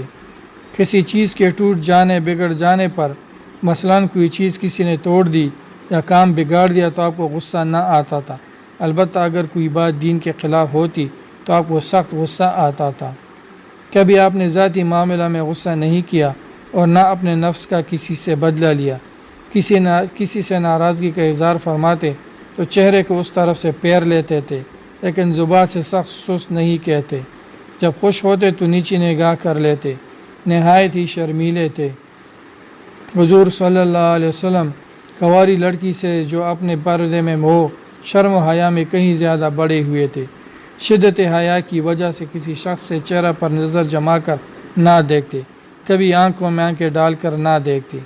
کسی شخص کو اتفاقاً آپ کے ہاتھ سے کوئی تکلیف پہنچ جاتی تو آپ اس کو بلا تکلف بدلہ لینے کا حق دیتے، اور کبھی اس کے عوض میں اس کو کوئی چیز مرحمت فرماتے۔ اگر کوئی غریب آتا یا کوئی باندھی یا بڑھیا آپ سے بات کرنا چاہتی تو سڑک کے کنارے پر سننے کے لیے کھڑے ہو جاتے یا بیٹھ جاتے۔ بیمار ہوتا تو اس کی بیمار پرسی فرماتے، کسی کا جنازہ ہوتا اس میں شریک ہو جاتے۔ آپ کے مزاج میں اس قدر تواضع تھی کہ اپنی امت کو اس کی تاکید فرمائی ہے کہ مجھ کو میرے درجے سے زیادہ نہ بڑھاؤ۔ فرمایا لا تطرونی۔ جب صحابہ کرام ملتے تو آپ ان سے مصافحہ کرتے اور دعا فرماتے تھے۔ جب کسی کا نام معلوم نہ ہوتا اور اس کو بلانا مقصود ہوتا تو یا عبداللہ، اے اللہ کے بندے کہہ کر بلاتے۔ جب آپ چلتے تو دائیں بائیں نہیں دیکھتے تھے۔ حضور نبی کریم صلی اللہ علیہ وسلم سب کی دلجوئی فرماتے، ایسا برتاؤ نہ کرتے جس سے کوئی گھبرا جائے۔ ظالموں اور شریروں سے خوش اسلوبی کے ساتھ اپنا بچاؤ بھی کرتے، مگر سب کے ساتھ خندہ پیشانی خوش اخلاقی کے ساتھ پیش آتے۔ ہر کام کو انتظام کے ساتھ کیا کرتے، بیٹھتے اٹھتے خدا تعالیٰ کی یاد کرتے۔ کسی محفل میں تشریف لے جاتے تو جہاں بھی کنارے پر جگہ ملتی بیٹھ جاتے۔ اگر بات کرنے والے کئی آدمی ہوتے تو باری باری سب کی طرف منہ کر کے بات کرتے۔ آپ 3 دن سے قبل قرآن شریف ختم نہ کرتے تھے۔ حضرت صلی اللہ علیہ وسلم جائز کام سے منع نہیں فرماتے تھے۔ اگر کوئی آپ سے سوال کرتا اور اس کے سوال کو پورا کرنے کا ارادہ ہوتا تو ہاں کہہ دیتے ورنہ خاموش ہو جاتے۔ حضرت عائشہ صدیقہ رضی اللہ تعالیٰ عنہ کہتی ہے کہ کوئی شخص اپنے خلق میں حضرت صلی اللہ علیہ وسلم جیسا نہ تھا۔ خواہ کوئی صحابی بلاتا یا گھر کا کوئی شخص، نبی کریم صلی اللہ علیہ وسلم اس کے جواب میں لبیک حاضر ہوں ہی فرمایا کرتے۔ عبادات نافلہ چھپ کر ادا فرماتے تاکہ امت پر اس قدر عبادت کرنا شاق نہ ہو۔ حضور صلی اللہ علیہ وسلم کی ارشاد گرامی ہے کہ اللہ تعالیٰ کے ساتھ میں نے معاہدہ کیا ہے کہ جس شخص کو میں دشنام دوں یا لعنت کروں، وہ دشنام اس شخص کے حق میں گناہوں کا کفارہ، رحمت و بخشش اور قرب کا ذریعہ بنا دیا جائے۔ نیک کام کو شروع فرماتے تو پھر اس کو ہمیشہ کیا کرتے۔ جب آپ کو کڑے ہوئے غصہ آتا تو بیٹھ جاتے، اور بیٹھے بیٹھے غصہ آتا تو لیٹ جاتے تاکہ غصہ فرو ہو جائے۔ حضرت عائشہ رضی اللہ تعالیٰ فرماتی ہے کہ رسول اللہ صلی اللہ علیہ وسلم سیدھا ہاتھ وضو اور کھانے پینے کے لیے استعمال فرماتے تھے، اور بایاں ہاتھ استنجا اور اس جیسے کاموں کے لیے استعمال فرماتے تھے۔ حضرت صلی اللہ علیہ وسلم کی عادت مبارک تھی کہ جب آپ کے صحابہ میں سے کوئی آپ سے ملتا اور وہ ٹھہر جاتا تو اس کے ساتھ آپ بھی ٹھہر جاتے، اور جب تک وہ خود نہ جاتا آپ ٹھہرے ہی رہتے، اور جب کوئی آپ کے ہاتھ میں ہاتھ دینا چاہتا تو آپ اپنا ہاتھ دے دیتے، اور جب تک وہ خود ہاتھ نہ چھوڑتا آپ ہاتھ نہیں چھوڑاتے تھے۔ ایک روایت میں ہے کہ آپ کسی سے اپنا چہرہ نہ پھیرتے جب تک کہ وہ خود نہ پھیرتا، اور کوئی چپکے سے بات کہنا چاہتا تو آپ کان اس کی طرف کر دیتے، اور جب تک وہ فارغ نہ ہو جاتا آپ کان نہیں ہٹاتے تھے۔ حضور صلی اللہ علیہ وسلم جب بچوں کے پاس سے گزرتے تو ان کو سلام کرتے۔ حضرت علی کرم اللہ وجہ نے فرمایا کہ رسول اللہ صلی اللہ علیہ وسلم کے سامنے جو کوئی یکبارگی آ جاتا وہ مرغوب ہو جاتا، اور جو شخص شناسائی کے ساتھ ملتا جلتا تھا آپ سے محبت کرتا تھا۔ میں نے آپ جیسا صاحب جمال و صاحب کمال نہ آپ سے پہلے کسی کو دیکھا اور نہ آپ کے بعد کسی کو دیکھا۔ خوشی کے وقت رسول اللہ صلی اللہ علیہ وسلم نیچی نگاہ فرما لیتے۔ جب آپ کو کسی کے متعلق بری بات معلوم ہوتی تو یوں نہیں فرماتے کہ فلاں شخص کو کیا ہوا ہے، ایسا کرتا ہے، بلکہ یوں فرماتے کہ لوگوں کو کیا ہو گیا ہے، وہ ایسا کرتے ہیں۔ زبان مبارک سے وہی بات فرماتے جس میں ثواب ملے۔ کوئی پردیسی آتا تو اس کی خبر گیری کرتے، ہر شخص کے ساتھ ایسا برتاؤ کرتے جیسے ہر شخص کو یہی محسوس ہوتا کہ حضور صلی اللہ علیہ وسلم کو میرے ساتھ سب سے زیادہ محبت ہے۔ اگر کوئی شخص بات کرنے بیٹھ جاتا تو تو جب تک وہ نہ اٹھے آپ نہ اٹھتے تھے۔ حضرت ابو ہریرہ رضی اللہ تعالیٰ فرماتے ہیں کہ نبی کریم صلی اللہ علیہ وسلم جب فکر مند ہوتے تو آسمان کی طرف سے سر اٹھا کر فرماتے سبحان اللہ العظیم، اور جب زیادہ گریہ اور زاری اور دعا کا انہماک بڑھ جاتا تو فرماتے یا حیو یا قیوم۔ ایک روایت میں ہے کہ غم کے وقت اکثر آپ ریش مبارک پر ہاتھ لے جایا کرتے، کبھی انگلیوں سے اس میں خلال فرماتے اور فرماتے حسبی اللہ و نعم الوکیل، میرے لیے اللہ رب العزت کافی ہے اور وہی بہترین کار ساز ہے۔